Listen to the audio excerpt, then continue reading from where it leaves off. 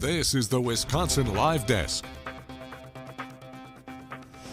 Hey guys, welcome into the Wisconsin Live Desk this Friday afternoon. We did it. We made it to Friday. I know at moments this week I didn't know if we would, but rest assured, it is now 12:30 on your way to the weekend. I'm Haley. I'll be with you for the first 2 hours of the Wisconsin Live Desk today, and then Sam Kramer will take over and get you all the way to 3:30. If you've never tuned into the Wisconsin Live Desk before, we bring you news live as it happens. We primarily stay local here in southeastern Wisconsin, but sometimes we take you around the country and even around the world, wherever the biggest news is. There's a few things that we're monitoring right now on the feeds. I do want to quickly just show you this shot of the White House right now behind closed doors in the Oval Office. President Trump is meeting with Zoran Mamdani, the newly elected mayor of New York City. Again, right now they're behind closed doors, but they do have this kind of stakeout camera where potentially we might be able to hear from them about how that meeting went.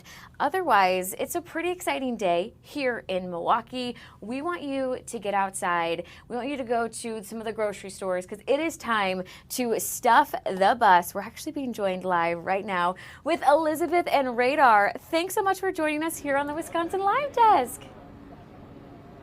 Thank you so much for showcasing this awesome event. It's our 28th annual Stuff the Bus. We are here at the Metro Market on Oakland Avenue in Shorewood, taking these donations, cash, food donations, and putting it right behind us on this Milwaukee County Transit bus. Yeah, check it out because this is all for Feeding America Eastern Wisconsin. Milwaukee County Transit bus almost full right now. It's getting there. So our goal is to fill as many buses as we can. We're here till 3 o'clock. Now, the actual donations are going till 6 o'clock. And like you mentioned, Haley, there's multiple locations you can go and donate today. And it's not just food. You can donate cash or round up. No, and you mentioned the different locations. A few of them are the Capitol Drive Metro Market right on 127th. We also have the one in Wauwatosa that we've got some of our mixed family there waiting to grab some of this from you. You can go ahead and donate right there at those Metro Markets all around town. And yeah, we're going to be at this one until 3 o'clock this afternoon. And Pabst Farms in Oconomowoc and also Metro Market on 76th Street in Greenfield. Round up at the register. We always talk about the buying power that Feeding America Eastern Wisconsin has. So $1 equals 4 meals. Now imagine if you donated $1 or $10 or $20, how many meals you can feed this holiday season with those kinds of donations. Yeah, absolutely. I mean, this is such exciting news to hear that the bus is already almost full. How does it feel to see the community show up and show out? Well, it means a ton because this is just part of the good news. This is people helping people, and we have all kinds of people that stop out to donate. We've got the fire department showing up later. This is the crew from Milwaukee County Transit System bus. And it gets people excited because there's so many people that are facing food insecurity right now, and really they sometimes might feel alone, and we want them to know they're not alone. A lot of people are coming together today to show their support. How excited is everybody on the bus? Let's go! Yeah!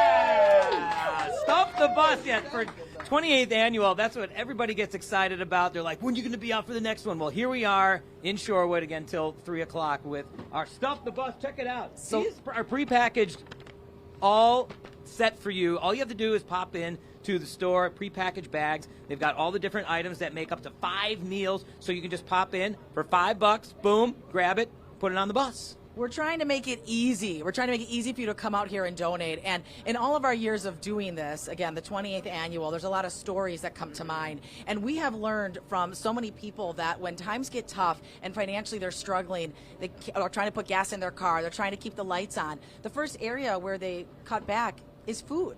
It's food. And there's a lot of people that are food insecure, and they don't necessarily talk about that publicly. 1 in 6 kids in our community are facing food insecurity. So when you donate to an event like Stuff the Bus, this is your way to help feed the future so these kids can grow and be able to be engaged in class and be able to go on and have a great day and not be distracted with being hungry. Yeah, you think about it. When you were a kid, if you're hungry, you're not learning anything in class.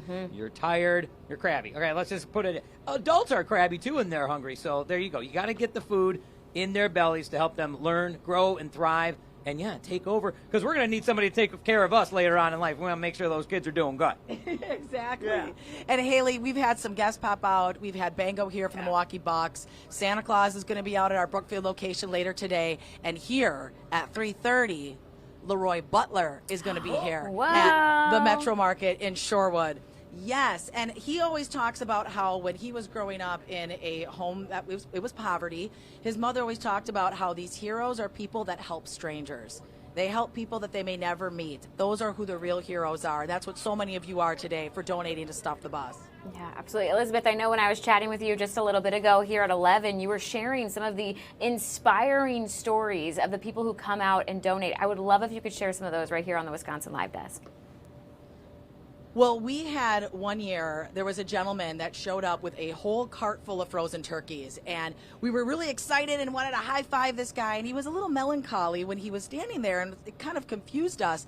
And he went on to explain that he had just left the hospital where his wife was in the final stages of terminal cancer.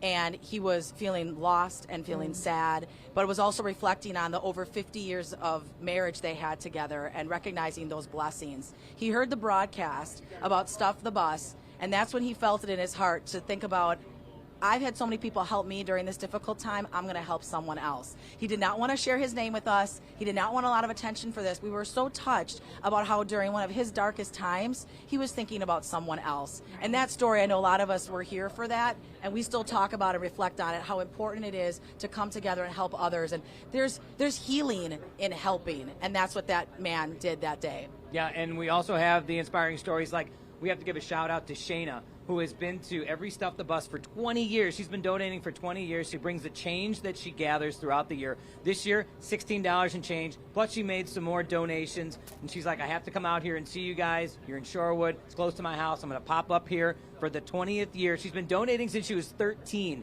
so now she just keeps that going. That whole tradition is going every year. This is our 28th, so she's almost been here longer than this has been going on. And that's what's special, watching the kids grow up with this event and to learn early on at a young age how important it is to give to your community. They love bringing the food here on the Milwaukee County Transit System buses. They love seeing Leroy Butler, Santa, all the special guests that are going to be here, but truly it's about them recognizing that they have the ability to make a difference in their community, even if it's just one can, even if it's just a box of pasta. It's a really simple way to show them the importance of caring for others. Yeah, absolutely. It's so exciting to see this bus fill up. I know you try to make it kind of a party and a celebration to give back, because that's what it should be. And Elizabeth, I'm wondering if you could actually maybe teach our audience the song that I know goes with Stuff the Bus. Oh, okay. You want to hear the song? I don't know if we know the exact lyrics, but It starts like this. It's Stuff the Bus. Stuff the bus. You know it's Stuff the Bus. Stuff the bus. Let's go. Stuff the bus. Stuff the bus. You know it's Stuff the Bus. Stuff the bus. We could go on and on and on and on. We love a good dance party on the Wisconsin Live Desk, and that's the energy out there when people come out and they're able to give back. Remind us where this bus goes next, because I know you fill it up first and then it's going to be on its way.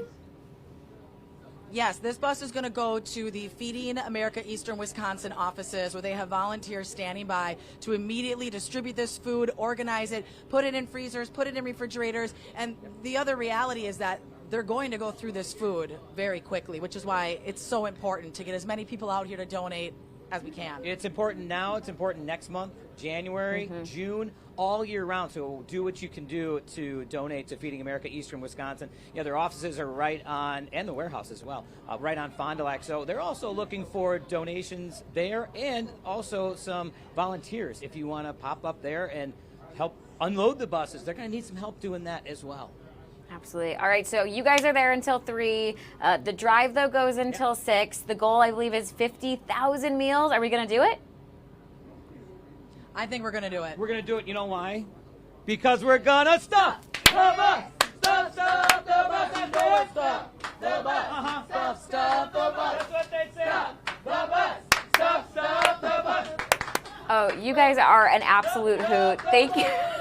Keep dancing. I love it. Thank you guys so much for joining us on the Wisconsin Live Desk. Go out and donate. Say hi to Elizabeth and Radar while you're there. Oh, too much fun. And such a good cause. You know, the need is really up right now in our community. And it is so cool to see that you guys answer that call and you show up and you donate, whether that be bringing in some of the canned foods or those frozen turkeys or donating some money. They have big orange buckets right outside the bus as well where you can just drop off monetary donations, or you can donate online. If you're watching right now and you're not going to make it out to a Metro Market today, or of course, if you do go to one of those Metro Markets, you saw those kind of brown paper bags that they had. Those are prepackaged with so many items these families would need. They're $5. You just go in, you grab them, you take them to the register, and then you're able to donate them right to that bus. It is actually so cool. I was there, gosh, I probably got there about 2 hours ago. The bus was just starting to get some bags in there. So to see now 2 hours later that it is already so full is so cool. Our community is amazing. We saw that earlier this week with the telethon where you guys showed up and donated $53,000 to help FOX6 Coats for Kids get those kids coats that they need here in Wisconsin. And now we're seeing you do it again for Stuff the Bus. So again, you can actually head to our website. We have all the different drop-off sites, those collection sites today, as well as the hours. It's so cool to see Elizabeth and Radar out there. Stuff the Bus. I love that song. That's really catchy. I was dancing myself with Bango and Elizabeth earlier today. All right, we're going to take a quick little break here on the Wisconsin Live Desk. Coming up, we've got some more local news, maybe a little Fine Arts Friday is in store, so you're going to want to stick around. We'll be right back in 2 minutes.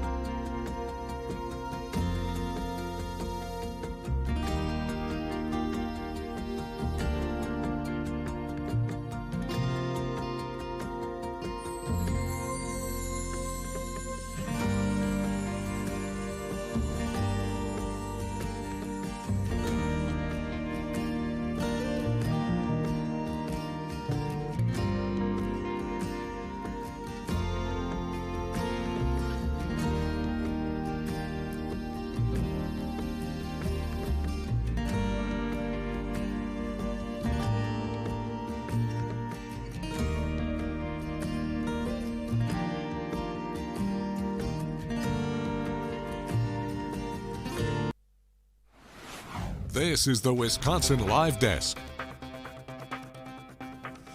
Hey you guys, welcome back to the Wisconsin Live Desk this Friday afternoon. It is 12:43 and it's kind of nice outside right now. I was just outside for that Stuff the Bus event. Honestly, didn't really need my heavy winter coat because we're mid-40s, which is great. But this weekend, we're expecting some 50-degree weather, which is so rare in Wisconsin for now getting close to the end of November. I do want to take a quick live look outside in downtown Milwaukee at one of the many parks that have their Christmas lights set up now. I think that they're actually still on, but you obviously can't quite tell at 12:43. It's a little bit too bright right now for that, but what a great weekend to go out and kind of do those walking Christmas light options, because you can see the pretty lights but not be freezing with those 50 degrees temperatures. Totally looking forward to that. Christmas lights, one of my absolute favorite things in this world, as is a little Fine Arts Friday. We are actually going to go ahead and bring in Samantha from Golda Meir School. She is their theater teacher, and you guys have a pretty exciting day. You've got an opening night of The Little Mermaid. Tell us more, Samantha. Yeah, so I am the theater director over at Golda Meir School in the theater district of Milwaukee. And we are opening the Little Mermaid Junior tonight. You can see some of our set items behind me. But we have about 50 students that are involved in the production. We've been in rehearsals since September and they are ready to go. So we're really excited about that. Absolutely. Okay, so 50 students a part of a production seems like kind of a massive undertaking. What has it been like to bring this show to life with all of them? So we have a very lovely group of parent volunteers, and they are really the heart and soul of all of the things that we do. All of the students are here constantly working to make sure that their lines, their choreo, their music is all learned. But the parents are the ones that also assisted with some of the set construction, prop construction, costumes, anything that you are going to see on stage. I was going to say, Little Mermaid's kind of an undertaking because you got to take the audience under the sea. But this set looks so impressive behind you. How much work went into creating this? So the actual staircases that you see behind me, it took about, I would say, 10 hours over the course of 5 different days. And we had to kind of split it up by weeks. The really cool thing that we do at Golda Meir specifically is we do celebrations of different cultures, and we had to work around our Hispanic Heritage program in order to create some of the set effects. So within that concept, it took us about 5 to 6 days in order to get this up, and the actual painting of items that you see behind us took only about a day. We have a really, really good group of students that is very talented and dedicated to making sure everything looks really nice. Yeah, that's one thing I love about theater is I really think there's also a spot for everybody, whether you want to be the one on stage, whether you're really creative with making sets, or you want to help, move the items throughout the show. There's a spot for everybody. What ages are we talking about here when we speak of the cast? So we have students that are in 6th through 12th grade in the cast. So it's a middle and high school production. Our Ariel is actually in 8th grade and our Prince Eric is a sophomore. So we have a very wide range of ages, but they all have just come together to support each other to create this wonderful production. Yeah, I think that's always such a cool sense of community too that you make in theater. You all become fast friends, especially when you're putting in those long hours at rehearsal. For you, Samantha, what made you choose The Little Mermaid Junior in particular for this production? So there are 3 things that I considered when I was selecting this show. 1, I wanted to do something really well known, something that'll bring a lot of people in, something that people love. 2, I had to think about the students that I've had involved in the past and how many of them I can get involved in a production. And 3, I wanted this to primarily be a fantastic educational experience in order for students to kind of explore the more creative and imaginative side of theater. And the logo that is being shown on the screen right now was actually designed by one of our freshman students. So everything that you're going to see on stage was all student designed. First of all, I'm so impressed that a freshman made this. I could never do anything like that. That's already telling us just a small indicator of the level of talent that we're going to see on this stage and behind the scenes of this production. I'm curious for you too. I feel like middle school and high school can be such an instrumental time in a student's life. And I know some of these people, this will become a lifelong passion, potentially a career. What is it like to get to be with them in this kind of phase of life?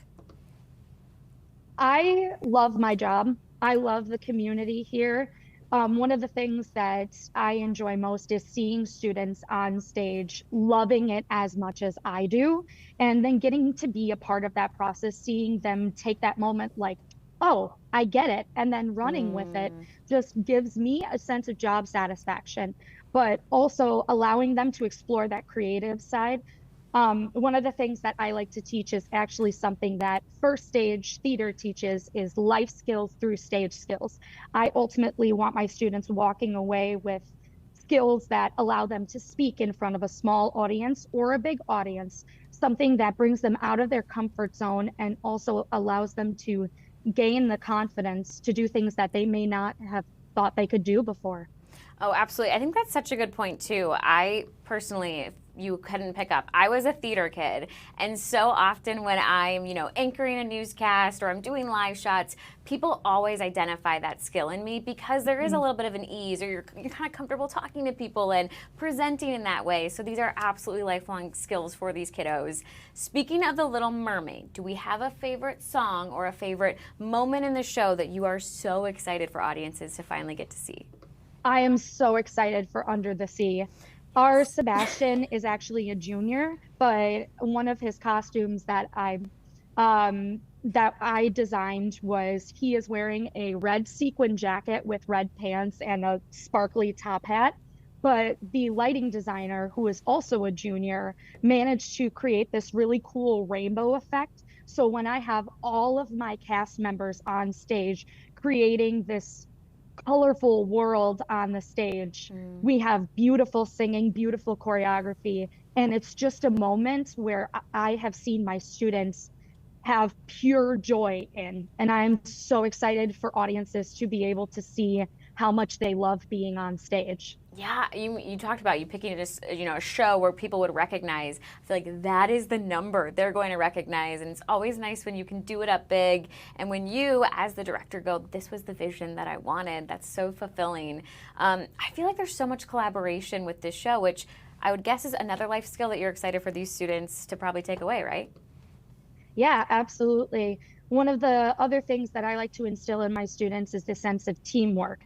I always mention we can't do any of the show without tech crew, without parent volunteers. It's not just people being on stage and singing or dancing and actually performing. We need tech crew as much as we need actors, because none of these cool effects could happen without them.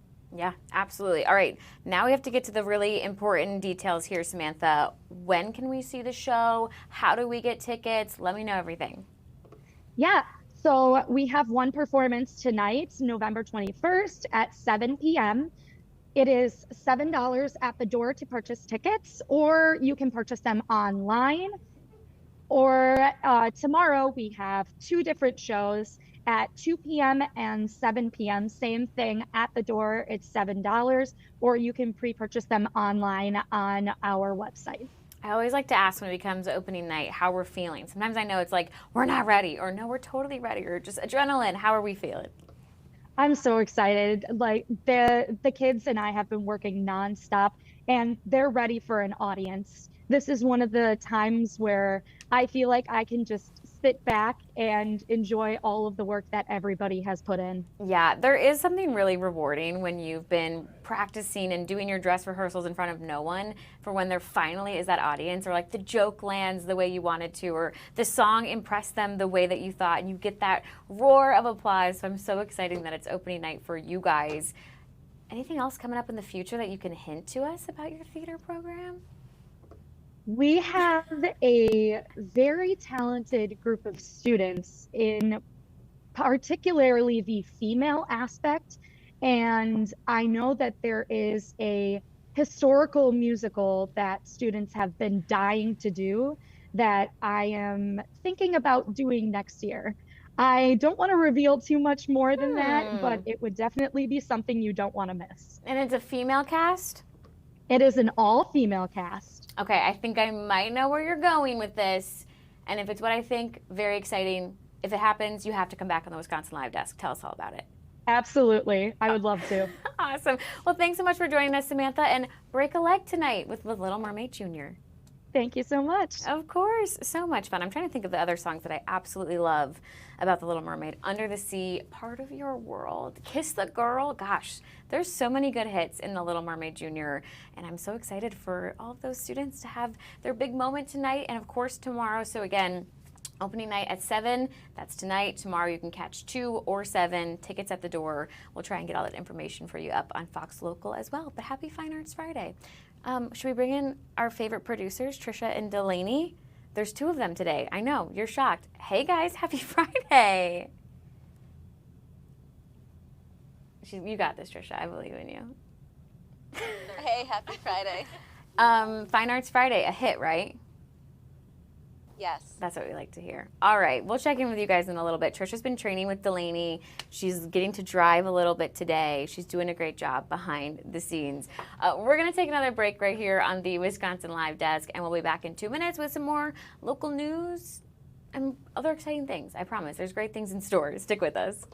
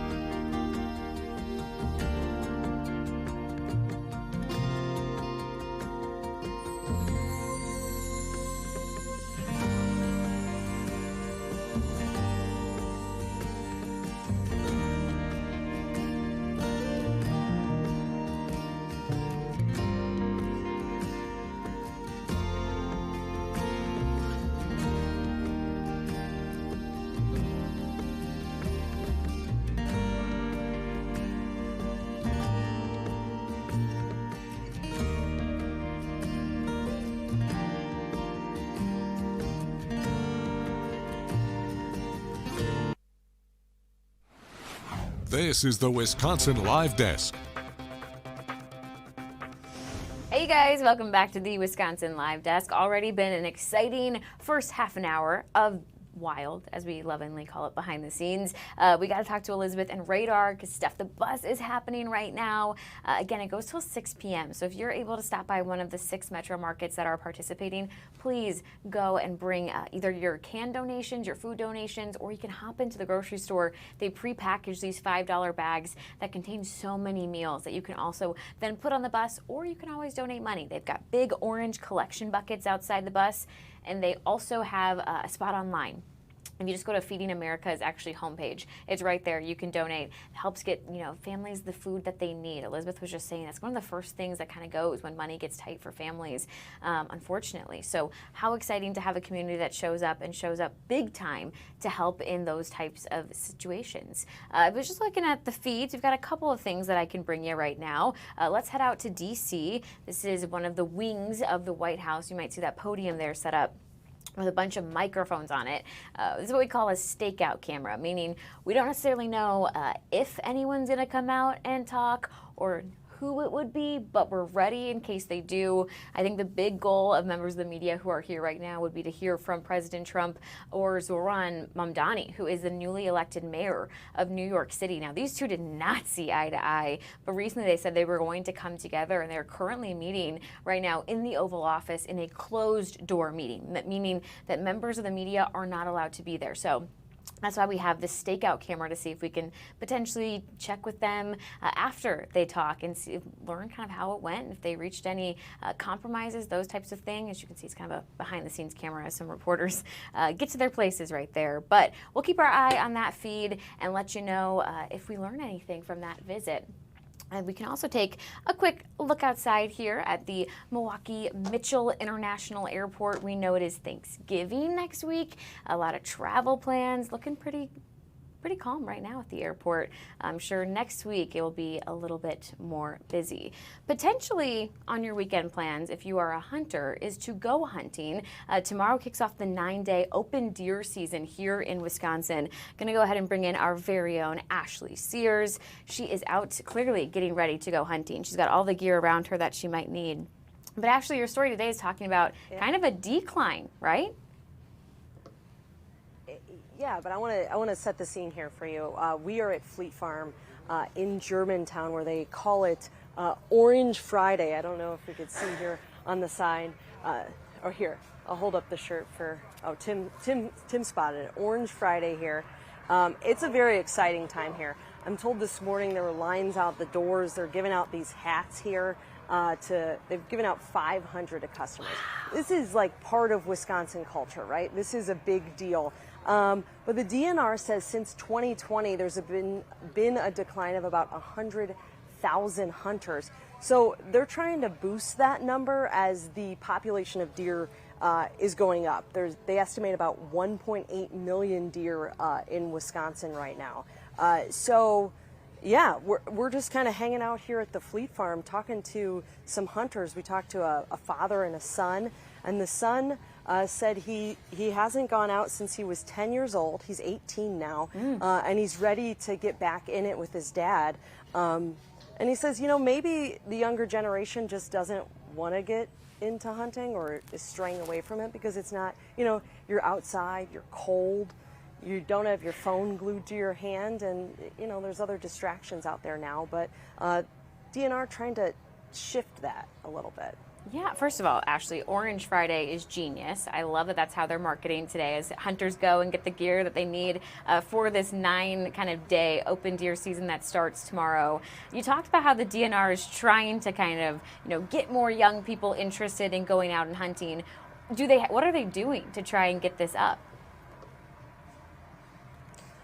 You know, it's about like marketing this, right? Mm-hmm. Like, you know, why is it a good thing?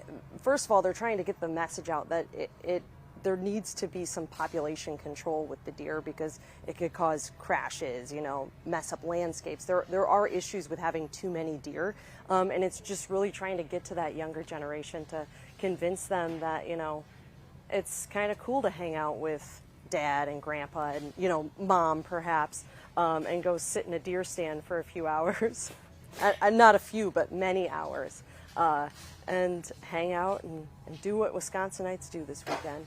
Do you want to take a look at some of this cool merchandise here? Oh, please, Ashley, give us a tour. Yeah, so we're in the apparel section here. We've got lots of camo. What would you call this? Hunting wear? Hunting wear? I think that's camo, good, yeah. Tim is behind the scenes telling me all this stuff. Blaze oranges. This is synonymous with hunting, right?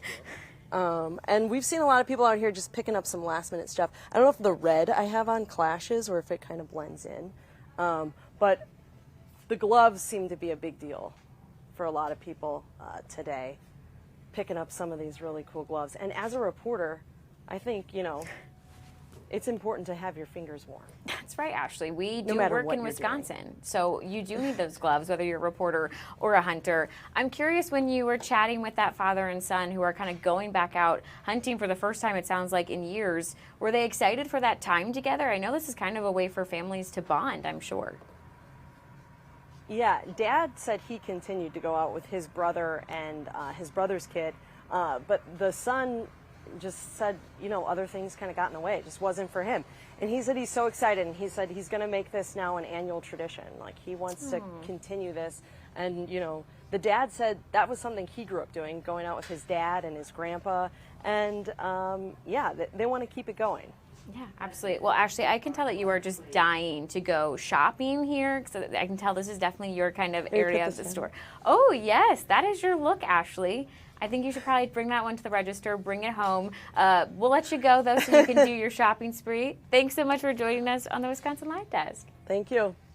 Again, open deer season kicks off tomorrow. We were talking about it on Wake Up because I think a lot of people get concerned about the weather when it comes to if you're going to be able to find a deer, if the deer will be out. And what the experts at DNR were telling us is the deer don't care. Whether it's a hot day, a snowy day, a rainy day, a dry day, the deer are going to be on the move. I guess as a hunter, you might care a little bit more about the weather. I personally wouldn't want to be freezing for those long periods of time, but open deer season again does kick off tomorrow. I know that can be a very busy time here in Wisconsin. Speaking of kind of 'tis the season, I want to show you this camera that I found on our feeds. Let's head to New York. This is right outside the Fox kind of corporate office there with a beautiful Christmas tree. And there's I would guess a dove as their tree topper there. Goodness, I love Christmas time. I could do without all of the super cold temperatures, but you know what? I'm okay with the snow and a little bit of the chilly weather when it's Christmas time. I think it's very fitting for the season. I'm over it as soon as January 2nd hits. Then I don't need it to be cold, and I certainly don't want to see any more snow. But from now until I would say January 1st, snow is allowed. It is my kind of rule on life there. But yeah, so exciting to see Christmas decorations. I know it might be controversial. Some people say that you cannot decorate for Christmas until after Thanksgiving ends.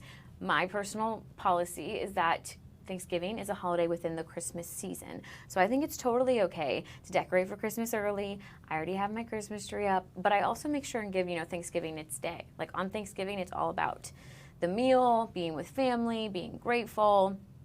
We should be grateful every day. But then once Thanksgiving ends, I go back to Christmas time, Christmas music. I've already started jamming to the Christmas music. I've actually been heavily listening to several of the Jonas Brothers Christmas songs because they have their Christmas movie out, which I already talked about on Wisconsin Live Desk. I haven't watched it yet. I've been so incredibly busy, so I'm going to definitely try and do that this weekend. That's on the to-do list for sure. I'm trying to think what else we can bring you. The feeds are a little quiet right now. We have lots of other things in store as far as interviews and talking to reporters and all of that. That is still on deck here until 3:30 on the Wisconsin Live Desk. But I think one thing that might be very interesting and important to talk about is actually this news that just came out.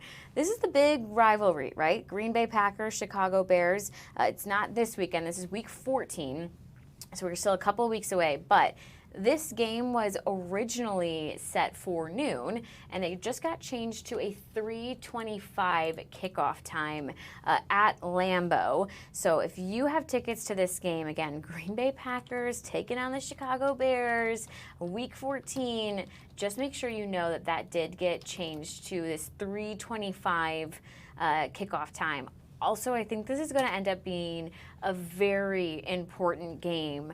Obviously, the division right now is pretty close. I think it's like a half a game is setting people apart. So come week 14, which is December 7th, that's the day of this game, this could be a very important outcome for the playoffs. So whether you're a Packers fan or a Bears fan, I think all eyes are going to be on this game, which I believe you're going to be able to watch on Fox 6. But I just wanted to let you know of the change in time there. Went from noon to 3:25. Again, this is the one that's going to be at Lambeau. I know we also got some not so great news about the Packers running back. We'll have to see if he's going to play. It's more questionable. He did get injured last week, so not the best time right now, I feel like, for the Packers. They also obviously lost their tight end, Tucker Kraft, already. What did he tear his ACL? So injuries this time of the season are so painful. It's something I never understood until I started playing fantasy football, and now I get it. I really do. Painful. They're season-ending sometimes. I've lost my wide receiver, Tyreek Hill, season-ending injury. So I feel for the Packers fans. I feel for anybody who has, these players on their roster, but hopefully the Packers this Sunday, when they play at Lambeau and they take on the Minnesota Vikings, that's at noon. Also, you can catch it right here at Fox 6. Hopefully they get that victory.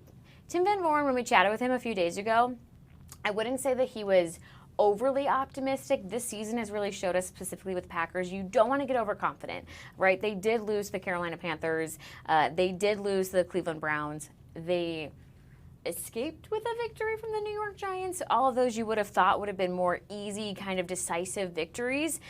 So he's being a little more cautious, but he does think the Packers have what it takes to defeat the Vikings. I will say pretty good defenses on both of those teams. So a lot of people will be watching that game. Again, I do want to clarify, because all week long on the Wisconsin Live Desk, this is pretty embarrassing on my part, I thought this game was in Minnesota, and I was lying to you because the game's right here. It's at Lambeau. It's in Green Bay. I got misled, and I'm sorry. I'm a Bears fan, and I wasn't trying to do that to you guys. So just wanted to clarify again. It's a home game. Packers taking on the Vikings, noon. Catch it here on Fox 6. We have coverage before and after. I was just thinking, I bet you we have a graphic because our producers are the best, Delaney and Trisha, and there's a graphic right there. Thanks, guys. 10 a.m. Fox NFL kickoff, 11 a.m. Fox NFL Sunday. And then again, kickoff at noon for the Packers versus the Vikings. Then stick around because at 3:25, the Eagles will take on the Cowboys. And then at 10:30 Sunday night, catch Fox 6 Sports Blitz. That's really where they go in depth on that game. By then, TBV's been able to talk to Matt LaFleur and talk to so many of the players, and he breaks it down in a kind of comprehensive way. So you never want to miss Fox 6 Sports Blitz with our sports team. They do a great job with that. So we'll keep all of our eyes on that game. Hopefully it goes better than the Bucs game went yesterday. We were so excited for these Cream City jerseys. They looked great. It was a close game. It went into overtime. And then the Philadelphia 76ers kind of ran away with it. So the Bucs didn't get the victory yesterday, but hopefully the Packers get the victory come Sunday. All right, hey, we're going to take another break right here on the Wisconsin Live Desk. And then coming up, we've got some more stories. And maybe we'll talk Deer District Holiday Market, which just got sad. I had a prop for you guys and I left it at my desk. I might try and go and get it right now. We'll be right back in 2 minutes.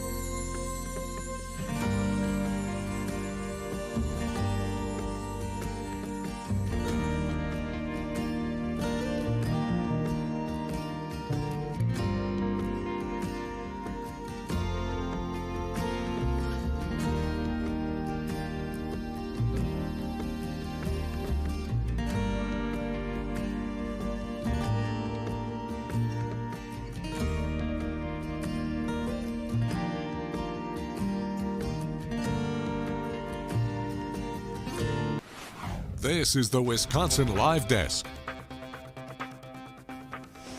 Hey guys, welcome back to the Wisconsin Live Desk this Friday afternoon. Time check for you. It is 1:12. Let's take another quick live look outside. 45 degrees right now. This is, of course, Mitchell International Airport. That's pretty much where we're expected to have the high. I think it's technically slated for 46.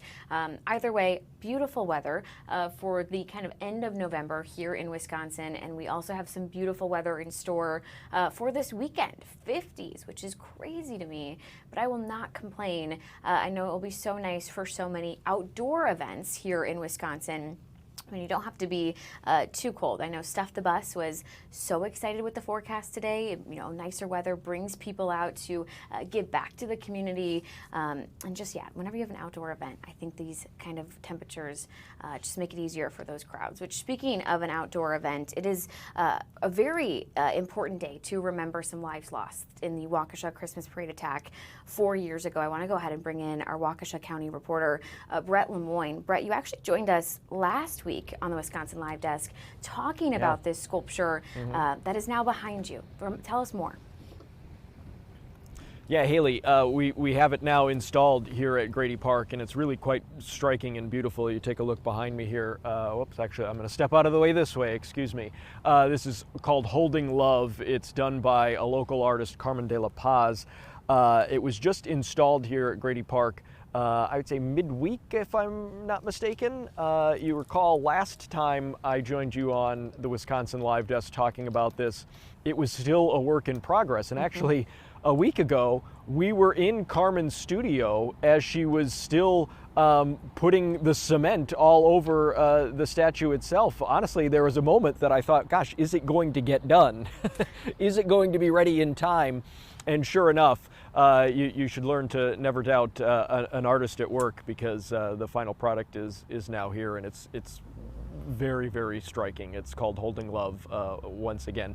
And you had pointed out, Haley, and you kind of honed in on this last time we talked about it, the uniqueness of that heart in particular, because it's made up of tiles that were damaged in the tile project, which is part of the Waukesha Strong Tile Project, which is part of the Grady Park Memorial that's a little further down. And so it's really a sight to see, I think. And I think it's going to mean a lot to people when they come out and see it tonight. The statue itself will be dedicated at the ceremony. It begins at 4:39 p.m. Of course, that is in remembrance of the exact moment when this tragedy occurred 4 years ago.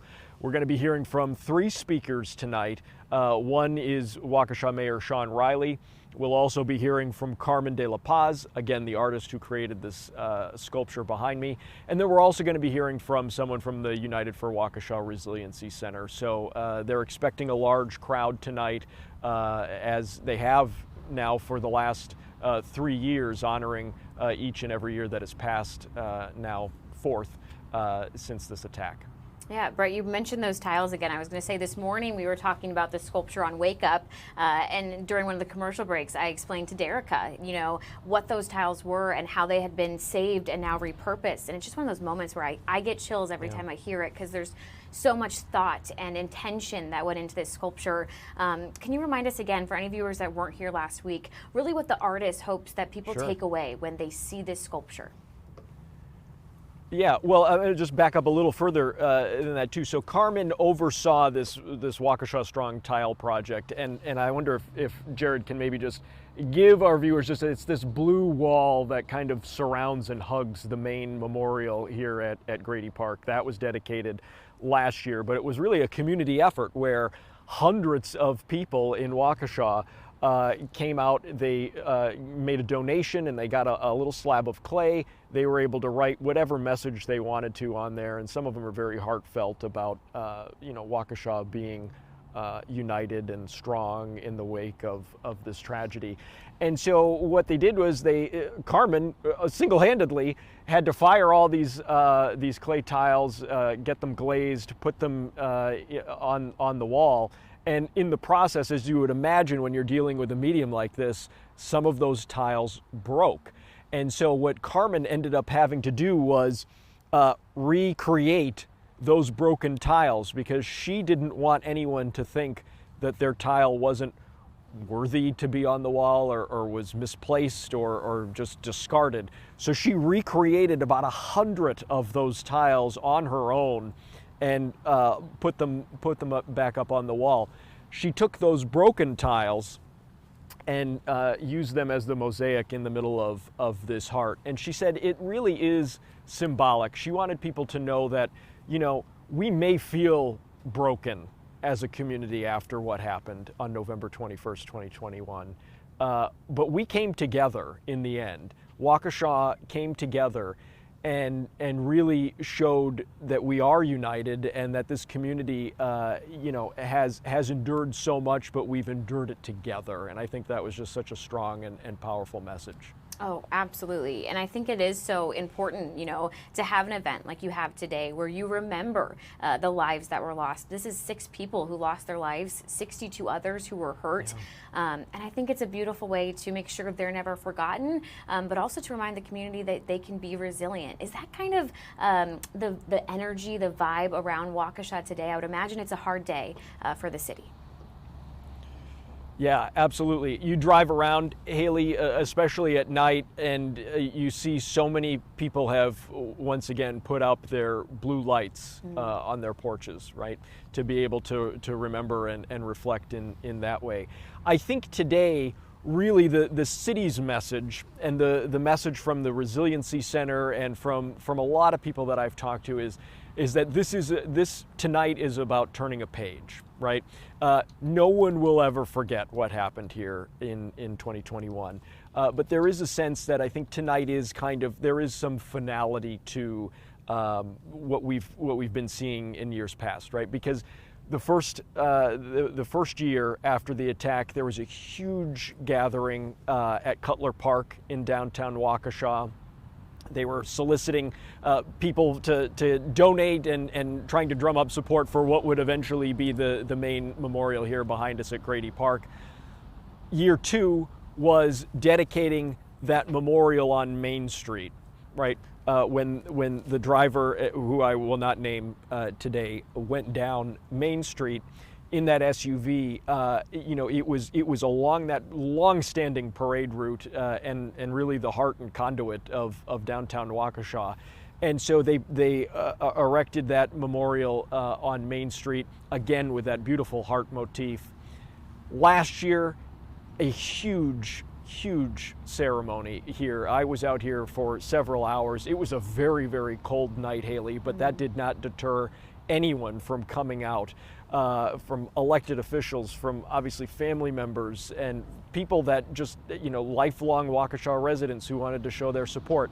They came out here to dedicate the memorial that you see behind me. And now tonight, the last part of this memorial here at Grady Park is being dedicated again, Carmen's Memorial. And I feel like there is some finality to that. There is some closure that brings for a lot of people here in Waukesha. Oh, absolutely. I think closure is also a very important part of any kind of grief process and for those who are mourning. Brett, anyone joining in right now, can you remind us the details for the dedication ceremony? Yes, it starts tonight at 4:39, again, marking the exact moment when this tragedy began 4 years ago. We're going to be hearing from 3 speakers. I think it's notable that this is the first time that we have had a remembrance ceremony where a at least publicized speaker has not been from one of the families, right? It has not been representative of a family member who was killed or someone hurt. These are individuals that we're going to hear from the mayor. We're going to hear from someone from the United for Waukesha Resiliency Center, and then we're also going to hear from artist Carmen de la Paz, who not only we're dedicating this memorial that she made, this sculpture here holding love, but also she was so instrumental in helping to kind of create and craft what was the Waukesha tile wall, Waukesha Strong tile wall that we see behind us. Well, it's an absolutely beautiful memorial right there. Of course, the dedication ceremony happening in just a little bit. Brett, thank you so much for joining us. I think all of our hearts are in Waukesha today, so we appreciate you reporting on this 4-year anniversary of that attack. Thank you, Haley. All right, that's the very latest from our very own Brett Lemoyne. Obviously an important day to just remember and to reflect on that tragedy. Think of those victims, those families of the victims, and those lives lost. Again, 6 people did lose their life in that attack with 62 other people hurt. But I think it's a beautiful thing they've done at Grady Park to create a space really for people to go and to reflect and to remember and to honor. And again, as Brett was just saying, hopefully get a sense of closure as well as they continue about their day-to-day life. I don't think anyone will ever forget, and this is a good day to just remember. All right, we're gonna take a quick break here on the Wisconsin Live Desk, and then we'll be back with more news after this.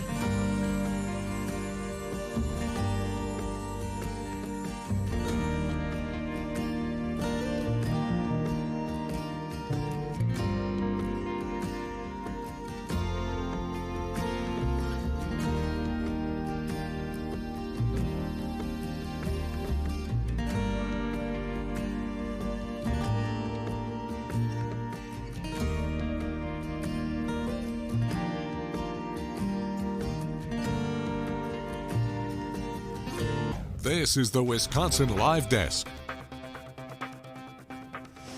Hey guys, welcome back to the Wisconsin Live Desk this Friday afternoon. Time check for you. It is 1:25. I'm Haley. I'll be with you until 2:30. Then from 2:30 to 3:30, Sam Kramer will be at the desk bringing you the latest in news and weather here on the Wisconsin Live Desk. I do want to go ahead and take a live look outside this Friday afternoon.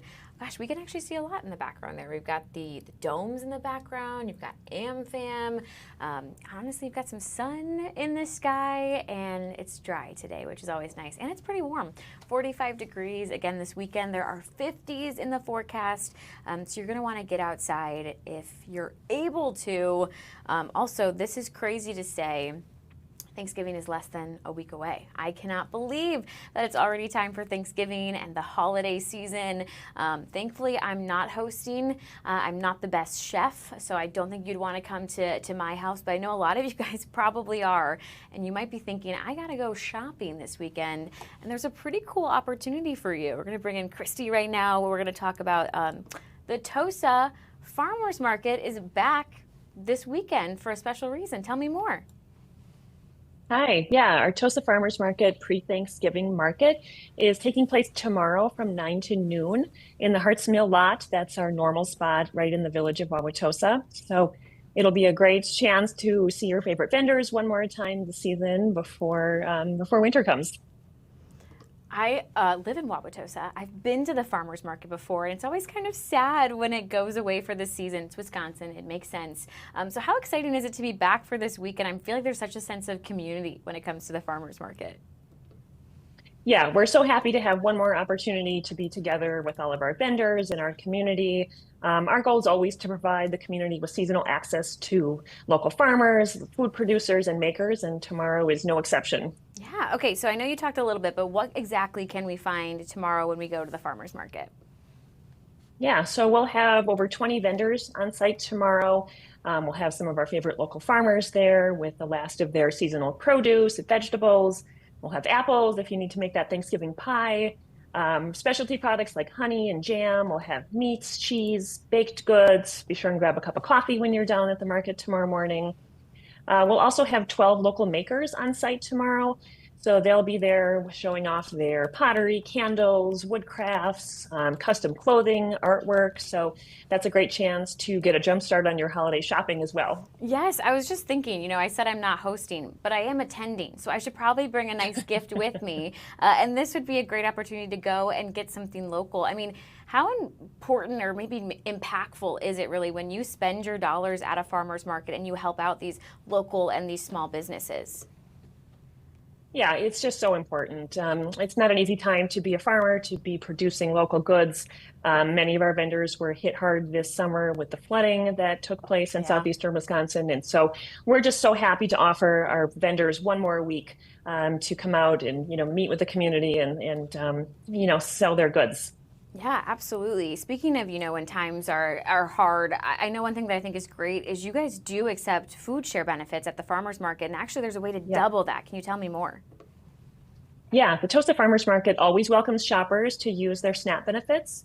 November's been a particularly challenging month with the delay of SNAP payments. So we're proud to offer up to a $20 match to anyone shopping with their SNAP benefits this weekend. Yeah, that's an amazing thing that you guys are doing. I know times are tough, so stretching a dollar, being able to help those as they try and get food on the table is so important. Anything in particular that you're going to be keeping your eye out for or you'll be shopping for at the market? Yeah, well, I'll be getting some apples for the pie that I'm bringing to Thanksgiving. Definitely stocking up on the last of the seasonal vegetables, winter squash, root vegetables, probably some bread, stock up on the cheese, a little bit of everything this weekend. Yeah, absolutely. All right, well, I think we've got everything we need to know about the Wauwatosa pre-Thanksgiving market, but anything that I didn't ask you about that you wanted to bring up here on the Wisconsin Live Desk? Yeah, one other thing, in the spirit of giving, we'll be collecting donations for the Ronald McDonald House tomorrow. They'll be on site with us, and they'll be collecting pantry items, individually packaged snacks, travel-sized toiletries, paper towels, Kleenex. So a great way to give back to a wonderful organization in our community. I was going to say, you mentioned the Ronald McDonald House there. Obviously, they're also in Wauwatosa. How cool is it when, these different places in Wauwatosa all come together and really support each other in another sense of community? Yeah, it's so great. We love to showcase local nonprofits and other organizations that just are all doing such good work in the community. Many of our farmers support the Ronald McDonald House with produce each week that they take back to the house and serve to families. So it's just such an important part of our mission of just bringing the community together. Yeah, absolutely. All right, so we're going to go tomorrow. We'll be able to get everything we need for our Thanksgiving feast, be able to also give back to the Ronald McDonald House. Such a cool opportunity. Christy, thanks so much for joining us here on the Wisconsin Live Desk.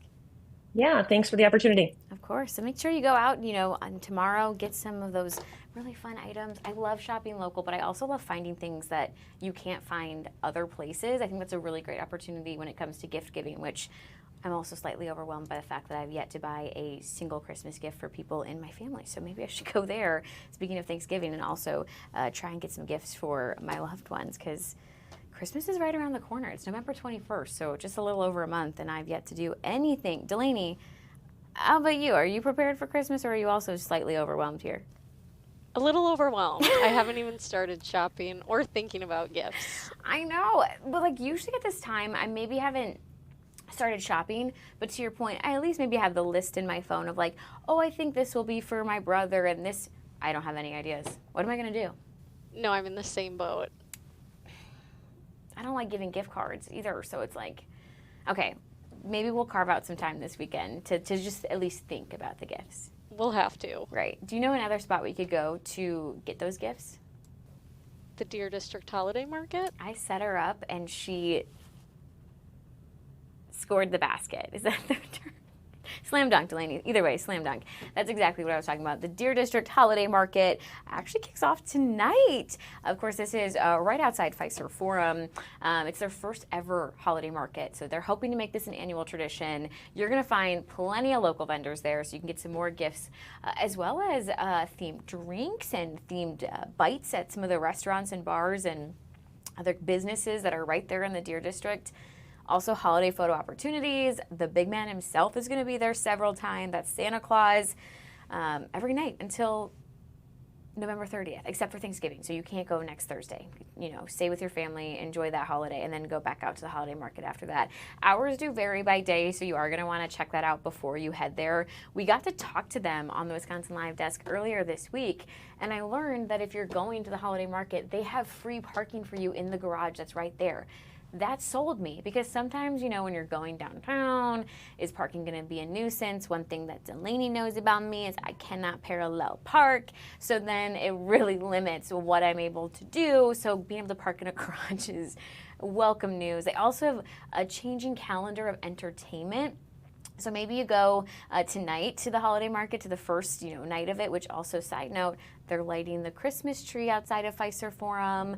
It looks beautiful. We got to talk on Wake Up to the guy who designed it, which is always so impressive because I could never do that. But it involves a 6-foot topper for that tree, which is so cool. But anyway, you could go tonight and then you could go again in 4 days and you might have a totally different experience at the holiday market. I don't have my prop yet. I'm going to work on getting it. We talked about it on the Wisconsin Live Desk. They have these really cool mugs. Sometimes when you go to a German market or the Chris Kindle market in Chicago, they have a different style mug every single year, but you collect them. So whenever I go, when I'm home in Chicago, I usually will grab one. They want to do the same thing here. So their very first mug has Bingo on it, who I love. I love Bingo so much. I love mascots so much in general. But I got to meet Bingo when I went to opening day at Pfizer. I saw Bingo again today. He was at Stuff the Bus when I was in Shorewood. He showed up at 11:30. He was helping literally stuff the bus, bringing plenty of the bags in there. So when I saw that Bingo was on the mug, I was like, I need that. And Brian Krantz got me one. I feel really grateful for that. It's at my desk. I might try and run really quickly during the commercial break because I really do want to show it off because I'm kind of obsessed with it, which is also exciting. Delaney, speaking of parallel parking, we went to the Marcus Center together. We saw Mrs. Doubtfire. Whew. brain is starting to go, Delaney. I have been working and on air since 5:30. You had to walk me through parallel parking because that's the only option for a spot. How would you rate my skill set? I think you did really well. Oh. You did it in one try. Normally it takes people 1 or 2. Well, I think that was because you were a good coach. Like, basically, I need someone to walk me through it, to be like, okay, pull up here. Now we're going to crank and keep going and stop and turn and so you did a good job also. Oh, thank you. So, dream team. It was. Yeah. It worked out. Because I don't want to throw other friends under the bus, but I did go to third ward with a different friend. The only option was parallel parking. Tried twice, got overwhelmed, drove away. Parallel parking can be so stressful. I just feel like we should go back to like having to learn that in driver's ed because I wasn't, like that was not a requirement for me. My instructor took me to a regular parking lot and I thought, I don't need help with this. Like I know how to pull into this spot. So I think we should bring back like that as a requirement because it is a life skill that I wish that I had. I know, it wasn't a requirement for me, but my dad took me all over. Ugh. And if he saw a spot that you could parallel park, he'd make you do it. He'd make me parallel park. See, that is so smart because I went to college in the city of Chicago where you have to park on the street and you have to parallel park. And I kid you not, I would drive and then I would do this. This is my roommate. Hey, I'm here. Can you come parallel park my car? And my roommate would have to come down, get inside, park my car, and then we would go back upstairs together. At least you had a friend who was willing to do that. So true, so true. You know what? It's my friend Kate, who is part of the reason why I moved to Milwaukee. She lives in Franklin, so it's a good friendship for sure. I feel like I was equally a good friend. I moved to where she lived. Exactly. It evened out. Which I feel like we should just talk about, that it's a really small world, Delaney, because Kate is married to my other very close college friend, Blaze, who you know. I know, I went to elementary school with him. Which is just so Such crazy. Such a small world. Yes, we were all at a wedding a few weeks ago, so I posted, Blaze roasts me, that's our friendship. So he was making fun of me on the dance floor. I put that on my Instagram story, and you were like, wait, I know Blaze, which was just so funny because now we're coworkers and we're friends, and turns out you know my besties my bestie that I moved here for. I know, what a small world. What a small world. What a small world. All right, Delaney, I'm going to go take a break. I'm going to run and try and get this mug. So I'm going to make it a 3-minute break. But then we'll be right back with more Wisconsin Live Desk right after this. Stick with us.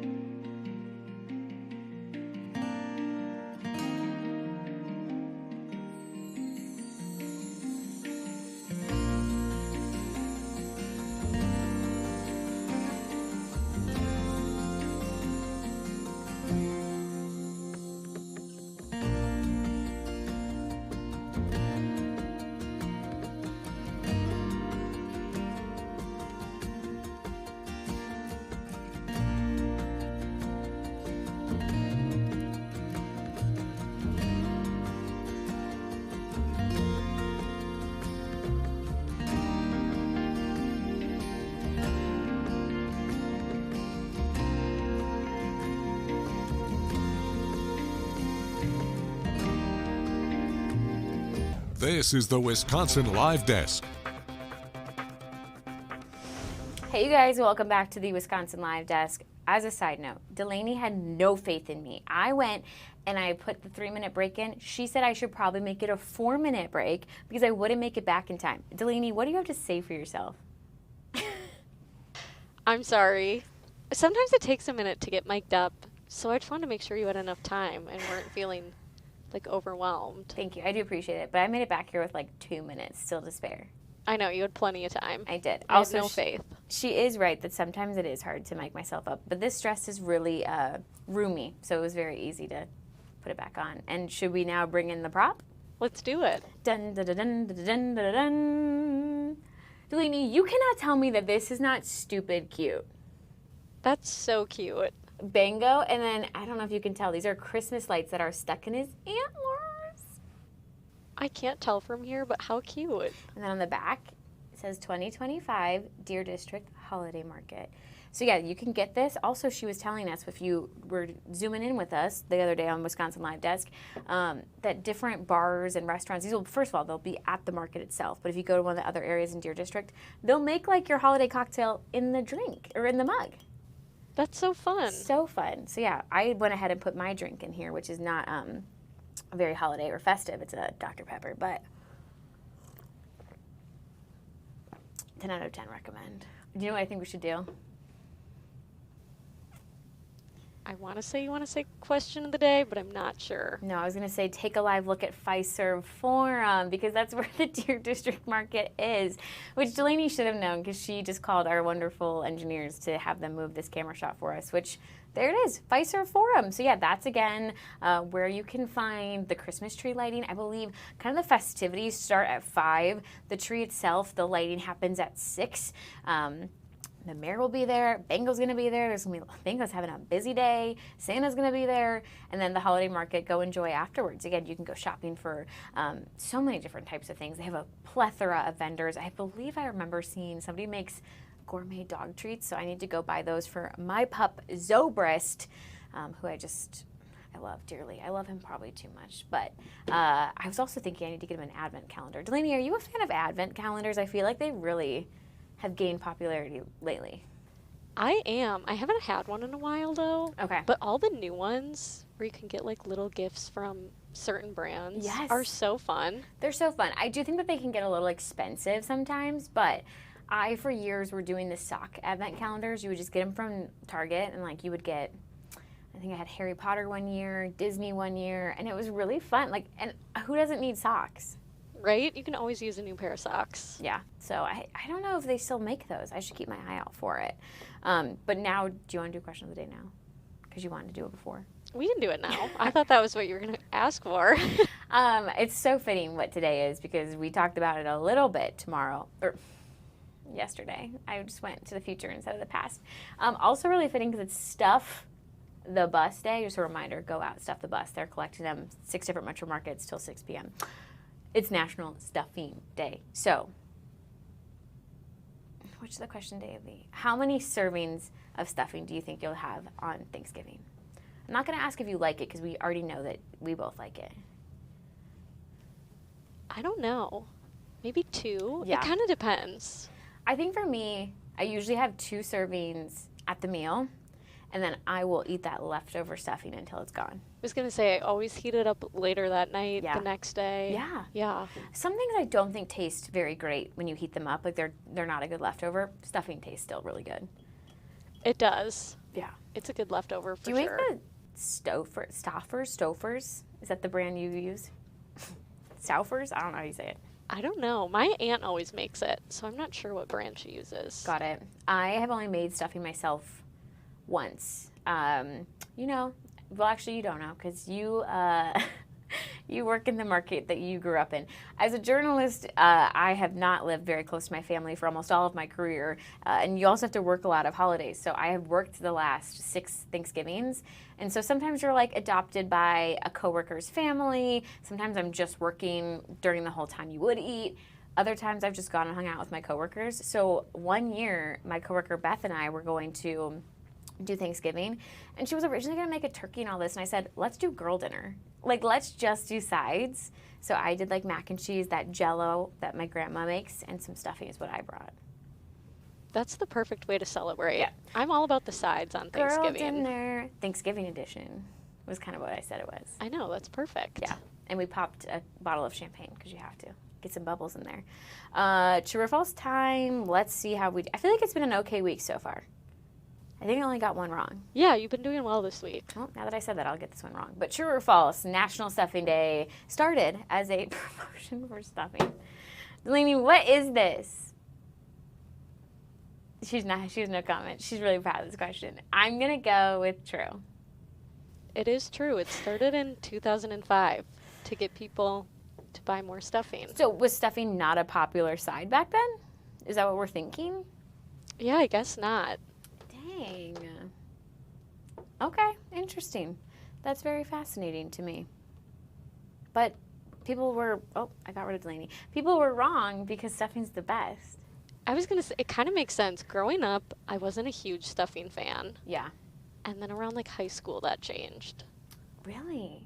Okay. Yeah. I think I've always liked stuffing. I don't know. There's just something about stuffing that's just... All right, I'm going to stop talking about stuffing because our viewers probably are over this conversation. Instead, I'm going to take us back to this White House shot that we've been keeping our eye on. This is a stakeout camera. I know before we saw some reporters. It's just kind of a spot. There's right on cue is what we just had happen. But it's kind of a spot where just members of the media are waiting to potentially see if anyone comes and talks. Again, my guess is that people have a lot of interest in hearing from President Trump and Zohran Mamdani, who is the newly elected mayor of New York City, who the two of them are meeting today, closed door in the Oval Office. So I'm sure they're trying to see if they can catch them before or after that conversation and see if they will share any hopes or the outcomes depending on when they get to them. So we'll keep our eye on that stakeout camera and let you know if we do learn anything. Otherwise, just to take a quick break from me chatting, I'm going to take us out to Atlanta. There is a press conference happening right now with the FBI announcing a major fentanyl bust in Atlanta, Georgia. So we'll just listen in here for a little bit and see what we can learn together. Core city within the HSTF network. A core city serves as the central hub for operations, for intelligence sharing, and coordination with enhanced resources and personnel to lead the fight against transnational organizations. Atlanta's strategic location and diverse community make it a critical focal point of these threats and our responsibility for protection. HSTF really represents a new era in Homeland Security. By integrating personnel, resources, and intelligence, we are creating a unified system to disrupt and dismantle organizations involved in human trafficking, drug smuggling, weapons trafficking, and financial crimes. This approach ensures that law enforcement agencies work together seamlessly. The success of HSTF depends on the strength of its partnerships. Participants in the Atlanta HSTF include Homeland Security Investigations, the FBI, U.S. Customs and Border Protection, the Drug Enforcement Administration, Alcohol, Tobacco, Firearms and Explosives, Internal Revenue Service, Criminal Investigations, and U.S. Marshals Service, just to list federal agencies on top of many state and local law enforcement agencies that are vital partners. Together, we are combining expertise, resources, and intelligence to protect our communities. But this success depends more than just on operations. It depends on trust. Trust between agencies, trust with our partners, and trust within our communities that we serve. The HSTF is committed to accountability and transparency, working hand in hand with local law enforcement, community leaders, and residents, the people that we're to protect. But this isn't just about responding to crime, it's about preventing it. Together, we are taking the fight to these criminal organizations and ensuring they can no longer harm our communities. By sharing intelligence, analyzing data, and enhancing collaboration, we will stop these criminal networks before they can cause harm. before kids are exposed to drugs, prevent tragic overdoses, or innocent victims falling victim to gun violence.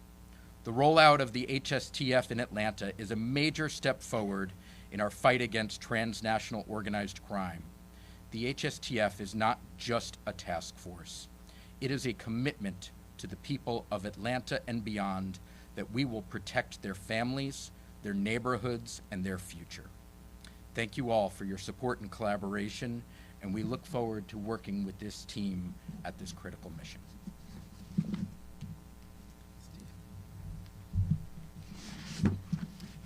Good afternoon. I'm Will Keys, the United States Attorney for the Middle District of Georgia. When I speak with the public, they're often surprised to learn that the communities in the Middle District of Georgia, like Thomasville, Albany, Columbus, Valdosta, Macon, and Athens, the drugs that show up on the streets there are coming from the cartel. It's coming from these organizations. And that's the pattern. That's the flow of drugs that we're talking about. It's coming from the cartel and these organizations. It's coming from a source coming into the country and then distributed on a local level in these communities like Athens, like Macon in the Middle District of Georgia, hitting the street and then being distributed by gangs and local distributors. And that flow of drugs, that's not an opinion, that's a fact. You can trace the pattern, and that's how drugs flow through our community. And so these drugs like fentanyl, heroin, cocaine, they poison our community, but they have second order effects and spillover effects like addiction, like overdose, like violent crime in our community. And the individuals who profit the most from that distribution are often not in our country, and they're profiting, making the most money out of it. That's the problem. And so we're here together to talk about the solution, which is what you just heard from FBI and HSI about, which is Homeland Security task forces. And what we're talking about that is that it's a joint effort, federal, state, local, multi-agency. As you know, crime knows no jurisdiction. There's no boundary. Cartel doesn't care about what state it's operating in. They're there to make money. And that's why we're all here together. And that's why we'll work across borders, outside the United States, across districts, across the state of Georgia, in order to bring these individuals to justice. And when necessary, we'll extradite those individuals from the countries that they're operating in and bring them to Georgia to prosecute them here so they face justice. And I have one example I'd like to give of some early success of these Homeland Security task forces. On August 26th, I stood in a parking lot at about 4:30 in the morning, surrounded by many people here, as a takedown of a cartel organization was happening in Athens. I had several hundred law enforcement officers very early prepared to go out and execute search warrants in order to bring individuals to justice.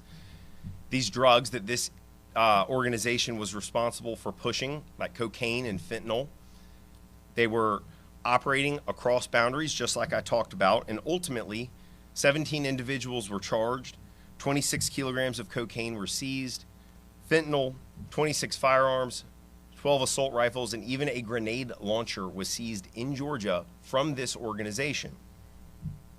And it was great to witness the bravery and professionalism of agents and law enforcement officers bringing these individuals to justice. And I'll give you one more specific example. When one SWAT team went to make a safe arrest of one individual, on his phone, he messaged his source of supply in Mexico and said, "Turn the truck around," right as the SWAT team went in. Turn the truck around. That's the message to the cartel. Turn the trucks around. Your business is not welcome here. And if you continue to poison our communities, you will face justice like that example. Will bring you in, you'll be prosecuted, and all of us will work together to make sure that we achieve justice. Thank you.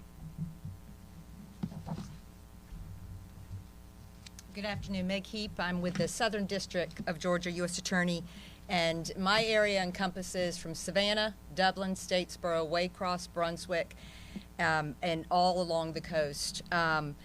I want to piggyback and say that the only way we get to be able to prosecute successfully cases is to work with all our partners, our local law enforcement, our federal law enforcement, and what I'd like to do is give an example of how that occurred. we had officers with the Pierce County Sheriff's Office in South Georgia investigated a case and discovered 40 to 50 acre plot of land, 11,000 marijuana plants with an estimated street value of over $20 million. Farming equipment was also found. The investigation showed that the property, the equipment, were all paid for in cash. 4 Chinese nationals were found to be operating the equipment and growing the marijuana plants. The property was purchased by a Chinese national from New York who has since fled the United States. We believe back in China. We have issued warrants for him. We did arrest the 4 that were on the scene at the time. An investigation showed that more property had been purchased in Brantley County. Another 4,000 marijuana plants and farming equipment, all purchased in cash, and the property was owned by the same Chinese national that was living at the time in New York and then, as I stated, was fled the country.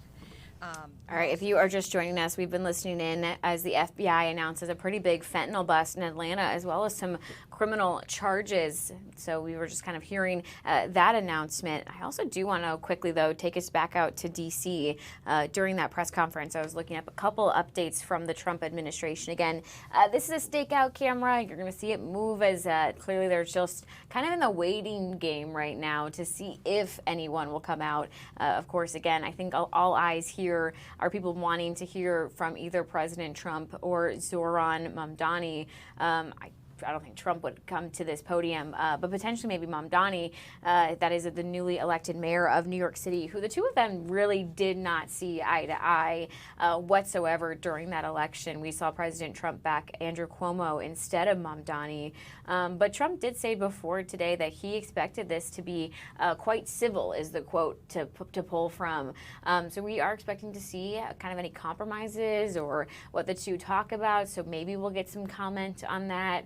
The other kind of big news really coming in from the Trump administration has to do with the Ukraine war, which has now been going on for more than 3.5 years. And we know that it's kind of something that President Trump has been looking to broker some sort of a peace agreement between. We've seen him meet with President Volodymyr Zelensky, who is the president of Ukraine. We've seen him meet with Vladimir Putin, of course, you know, the leader in Russia. I know Zelensky made it really clear he wanted to meet with Trump and with Putin. It does not sound like that is going to happen anytime soon, but it does seem like they're working on a 28-point peace plan that Trump wants an answer from Zelensky if he'll agree to it by Thursday. So we're kind of waiting to see if we hear anything from Zelensky, if he agrees to this peace deal. I know that Ukraine wasn't necessarily excited about it because they feel like they're going to have to lose some parts of their kind of leadership zone, their country. So we'll have to see if we hear anything from Zelensky, because I know he has spoken out and saying that Ukraine is facing a choice of either losing its dignity or risking the loss of a key partner with the U.S. when it comes down to this peace plan. So if anything breaks in that, of course, we will bring it to you here on the Wisconsin Live Desk. Again, we're monitoring that stakeout camera to see if we hear from anyone. We never know who is going to come out there. I would expect that the anticipation of all those reporters is maybe trying to hear from Mamdani. So again, that's the newly elected mayor of New York City.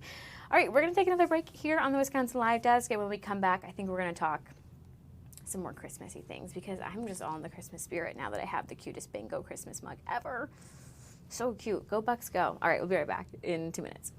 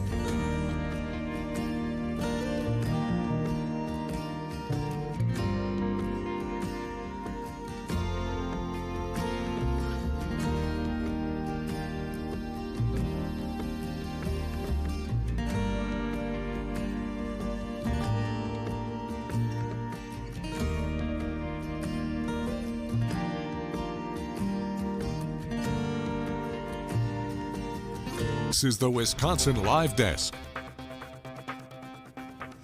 Hey guys, welcome back to the Wisconsin Live Desk. Is my mic hot? Nope, just my earpiece must be loud because that sounded really loud in my ear. But it's 2:02 here on the Wisconsin Live Desk. Of course, we are live and local until 3:30 on this Friday. I will be with you for the next half an hour or so, and then Sam Kramer will get you all the way to 3:30.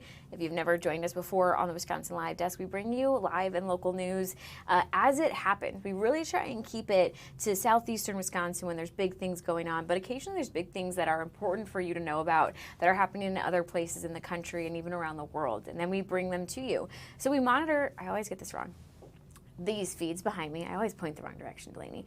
And that's kind of what we bring you when it comes to news, which right now, there's not a ton going on. This is this fentanyl kind of bust that happened in Atlanta. We were listening into a little bit. But right now, we're waiting just for some other potential things to pop up on the feed. I know I've talked a lot about this that we're monitoring. This is obviously the White House, waiting to see if we hear from anybody at that mic stand. They called this a stakeout camera. Another thing that I can bring you from the feeds, let's head to New York City. Let's take a look at the Christmas season. This is a Christmas tree that's outside the kind of Fox headquarters there in New York. Also, I see Radio City Music Hall in the background, which makes me think of the Rockettes. Very, Christmas holiday tradition there. And I see so many lights on the trees, which makes my heart so incredibly happy because I love the Christmas season. So I also just wanted to bring to your attention the holiday train is coming to Wisconsin. So we got the schedule. So on December 9th, I looked it up last time. I'm pretty sure it's a Tuesday, but let me just verify. Yes, that's a Tuesday. The train will be in Sturtevant and Caledonia, and then December 10th, it will be in Wauwatosa, Heartland, Economowoc, and Watertown. I was just looking up the details. So I live in Wauwatosa. That's what I was looking up, but it's super easy to find out more. It will be in Tosa from 4:15 to 4:45. I had never heard of this holiday train before, so I learned about it. But it's the Canadian Pacific holiday train that comes by. It stops for that half an hour time. They open up kind of the side of a train, and you get to hear a live concert. You get to see them all decorated this train with Christmas lights, and you get to give back. So in Wauwatosa specifically, they will be taking food donations as well as money for Tosa Cares. So it's a great way to go out, make a Christmas memory, and also give back to your community. They are looking for kind of those healthy, non-perishable food items that, again, will be going to Tosa Cares. But I was looking at what artists we were going to get in Wauwatosa, and we're going to get American authors and Pink Beard and Santa. Of course, Santa Claus is going to be there as well, the big man himself. Originally, I thought I didn't know American authors, but I totally do know their hit song, Best Day of My Life, which this website tells me came out in 2014. Delaney, you also know this song. I do, but this is the only one by American authors I think I know. Yeah, but it's just always so nice when you go and you recognize a song. Yeah, being able to recognize a song or two is nice. I will say during the break I put it on. Delaney, I'm going to bring you in. This is me being a nice friend telling you. I put it on Spotify, and as soon as even that first note hits, you're like, oh, I totally know this song. Right away. Yes. Oh, yeah. So I hope, they'll obviously sing that, but I hope they also do some maybe Christmas songs too, which then you'll know that. Oh, yeah, I'm sure they will. So we'll totally get in the Christmas spirit, which in the Christmas spirit is also the time of giving, really, Delaney. And we already saw our community show up big time when we had our telethon. What day is that? Wednesday. Yeah, Wednesday. Wednesday. $53,000 was raised, which is so exciting. But our drive goes all the way through December 7th. So if you think you missed out, Delaney, you didn't. Don't worry. You can continue to give right now. I want to put up that code right there. You can scan that. That's how you can make a monetary donation. So just as a reminder, for every $25 that you donate, we are able to buy a brand new winter coat for a child in need that actually retails for $61. It is a great partnership we have with Operation Warm, who just knows so many people who are able to get us those really great deals. They also work with, designers at Nordstrom and TJ Maxx to make sure that these coats that they are producing for kids are on trend, that they are the colors that kids would want, the designs that kids would want, because they talk about the confidence that can come with getting a brand new coat. And just the confidence that goes to school feeling like, you know, you look good, and so that you can then think harder about your classes. And studies show they do so much better in school when they go to school warm and also with that confidence. So again, if you want to donate, you can do that right there. Our goal is $60,000, which we're getting so close to. But of course, if you're at home right now thinking, oh, I have a kid's size coat that I could donate to this drive, we want that as well. We will take brand new coat donations. We will take gently loved coat donations. You can drop them off at the Steinhoffels. Those are the 5 kind of Milwaukee area locations. You can also drop them off at the Landmark Credit Union, any of those. And you can drop them off at the Salvation Army. I just add the caveat to make sure you're dropping them off at like a Salvation Army church and not the Salvation Army retail store. If you drop it off there, it's still a donation. It's just going to go to the store instead of going to our coat drive. And if it is gently loved, my other reminder is always just make sure it's in good condition. You know, would you want to wear that coat? Would you want your child to wear that coat? And if the answer is yes, please donate it. So that would mean, you know, the zipper is working, there's no holes in pockets, no stains, no tears, those types of things. But we also do live in Wisconsin, and so it's more than just a coat that we know the kids need. They probably also need a hat and maybe a scarf or a pair of mittens, so we will take those donations as well. We do need any of those kind of accessories to be brand new in order to be able to give them to the kiddos. So just make sure it's a new hat, new pair of gloves, a new scarf, drop those off, and it will make such a difference. I gotta say, I think it is so cool. This is the 41st year of the Fox 6 Coats for Kids Drive, but it's my first, you know, Christmas season here with Fox 6. It is so cool to see how you guys have shown up for your community. $53,000 is a lot of money, and it will make a huge difference. That is more than 2,000 coats that they will be able to buy with that money. And I know you might be thinking, 41 years is a long time to be doing that coat drive. Yeah, kids grow fast. You know, the need is always going to be there.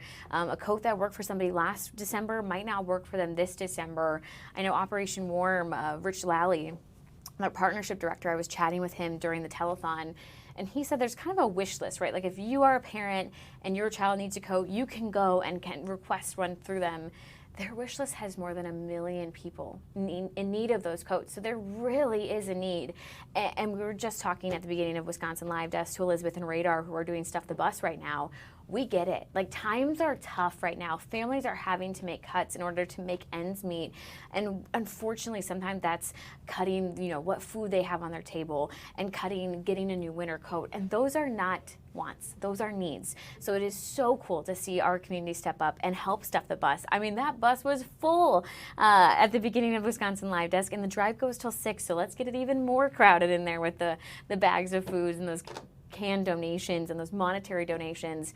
And again, a coat, also a need in Wisconsin. And it is so cool to see this number continue to go up. So if you want to be a part of it, let me just throw it up one more time.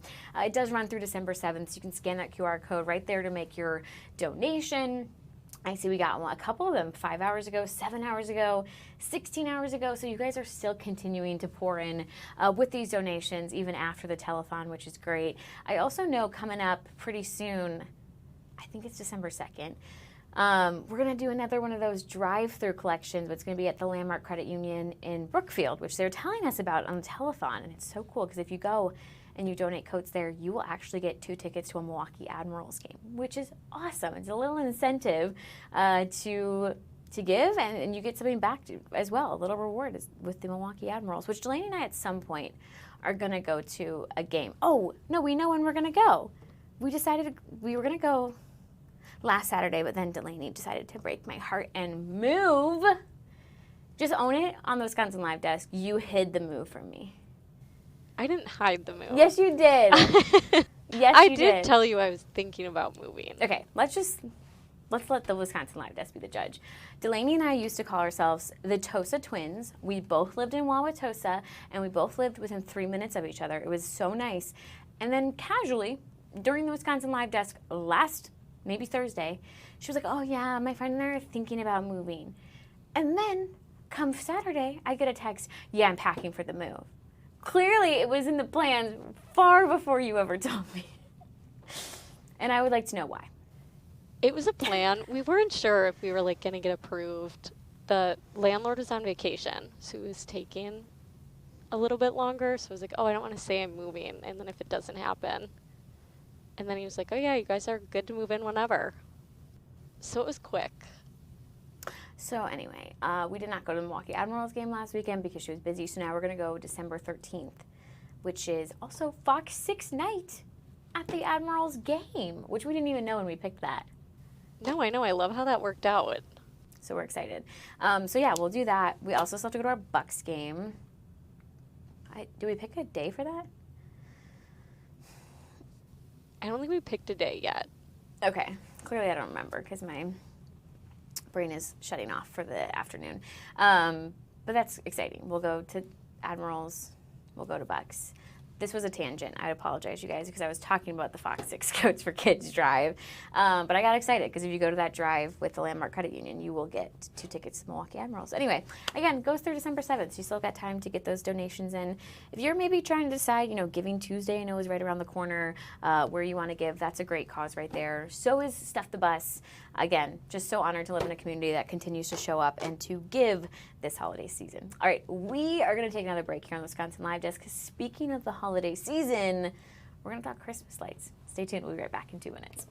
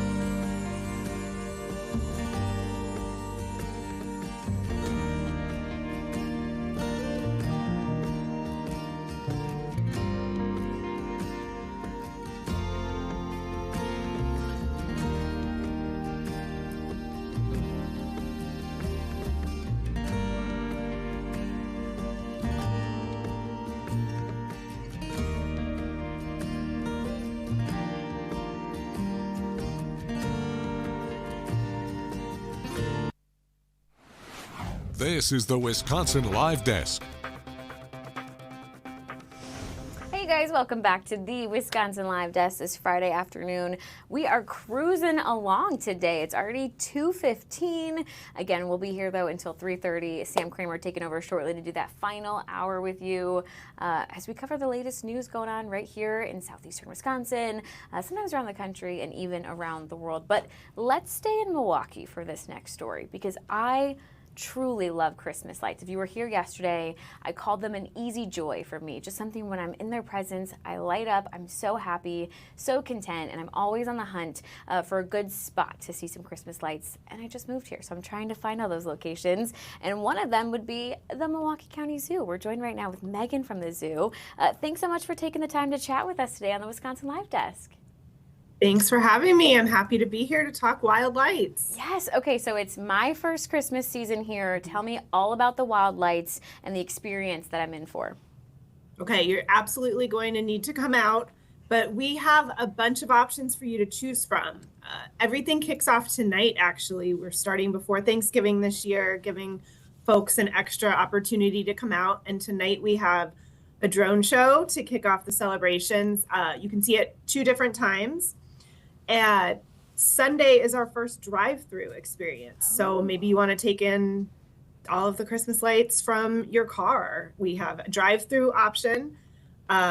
We have regular walk all throughout the zoo options. On those nights, some animal buildings are open, so you can still take in the zoo in a different way.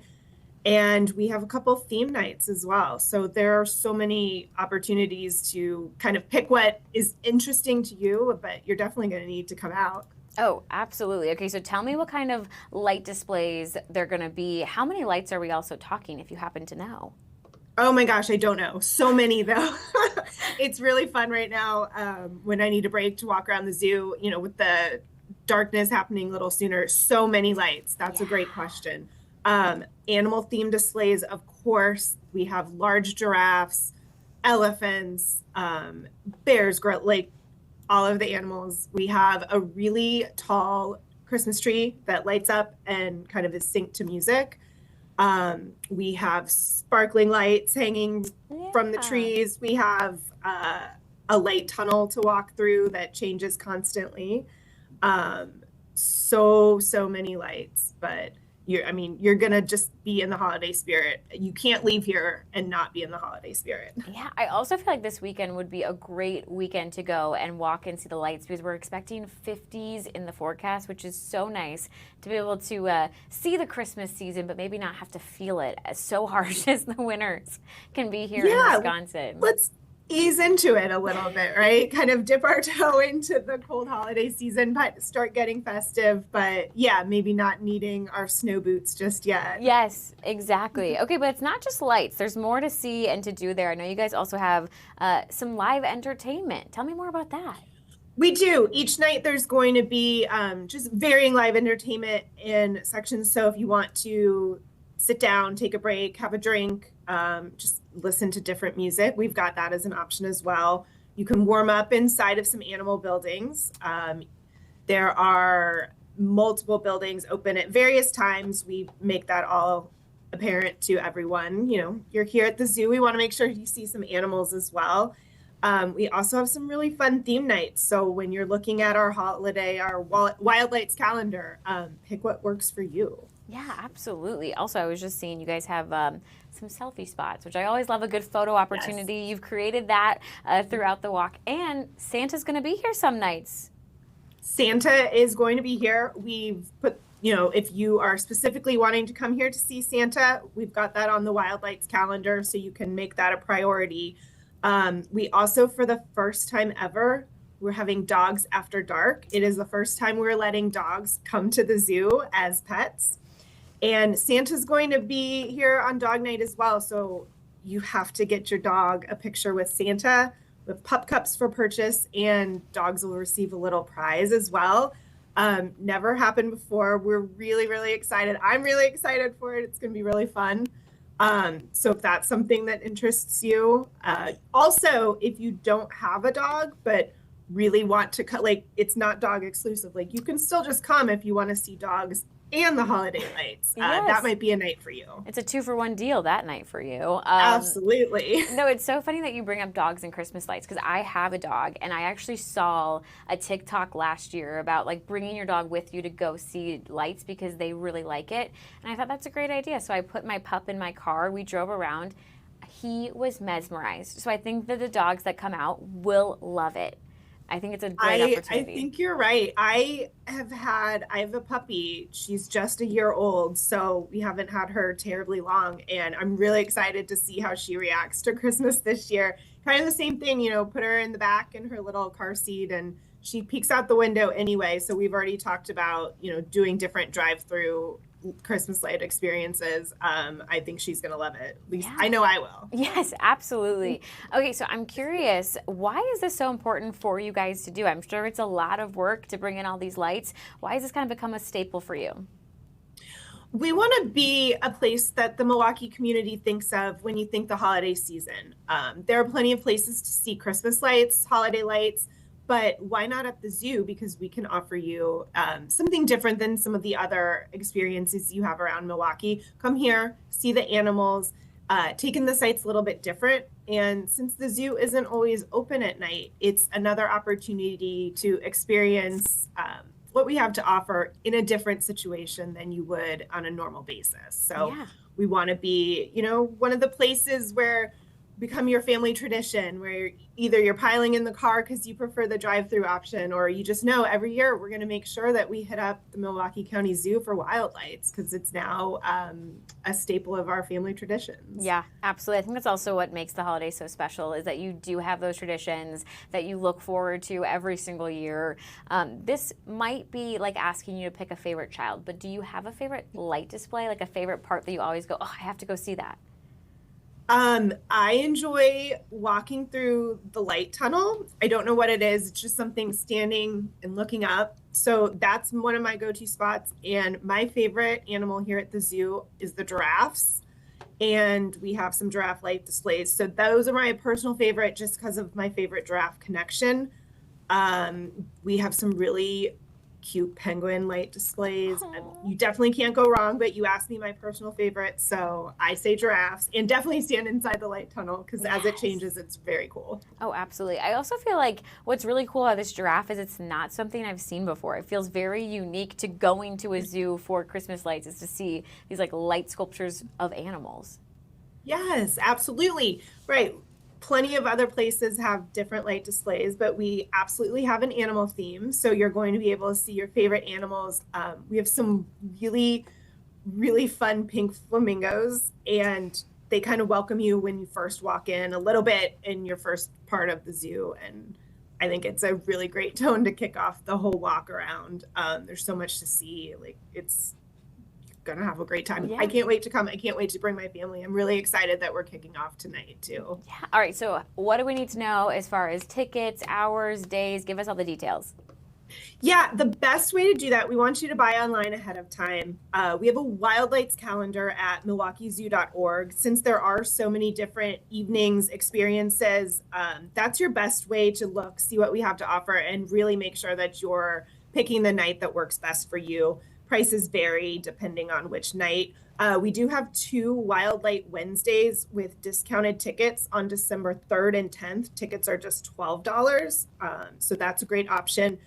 But the best place to go online ahead of time. If you are looking to bring your dog for dog night, you need to buy your dog admission ticket ahead of time because we do have a capacity for and different time slots for dogs. So we make sure it's a good experience for people coming with dogs, the dogs themselves, and then of course we're always concerned and making sure that our animals are in the best situation they could be as well. Yeah, absolutely. All right, well, you've sold me. I'm going to have to go get my tickets. I need to go see these wild lights. Potentially I'll bring my dog to see the wild lights. I love that you guys are doing that. It's just so, I'm just excited that it's the holiday season. Yes, I mean, it's going to be really fun, dog night. Santa, if you want your dog and Santa to have a photo experience, I think that's the night for you. That's the night for me. All right, I'm going to go grab those tickets right now. Thank you so much for joining us here on the Wisconsin Live Desk.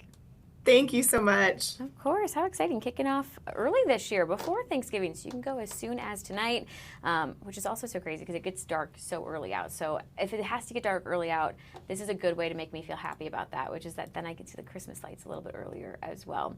Very cool. Love the wild lights. I know there's just so many good Christmas lights displays. I'm going to put that on my weekend to-do list is to go and see a couple of those. All right. Sam Kramer, I see him in the wing. He is ready to take over for this final hour of the Wisconsin Live Desk.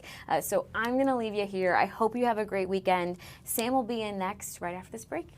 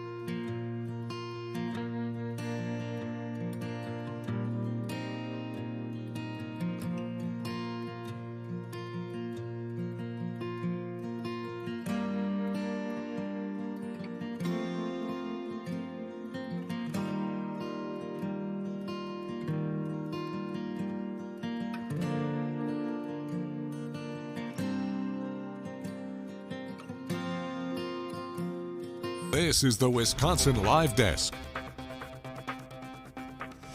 Good afternoon, everybody. Sam Kramer here checking in right on the dot of 2:30. It's the third hour here of the Wisconsin Live Desk on Friday, November 21st. Thank you so much for engaging with us on this platform that we have to check in on just about anything as it is happening across the states, across our community, across the country, even across the world if we really feel like it too. That's the power of live streaming. And again, so glad that you are interacting with this content on Fox Local, however you found us. We appreciate it.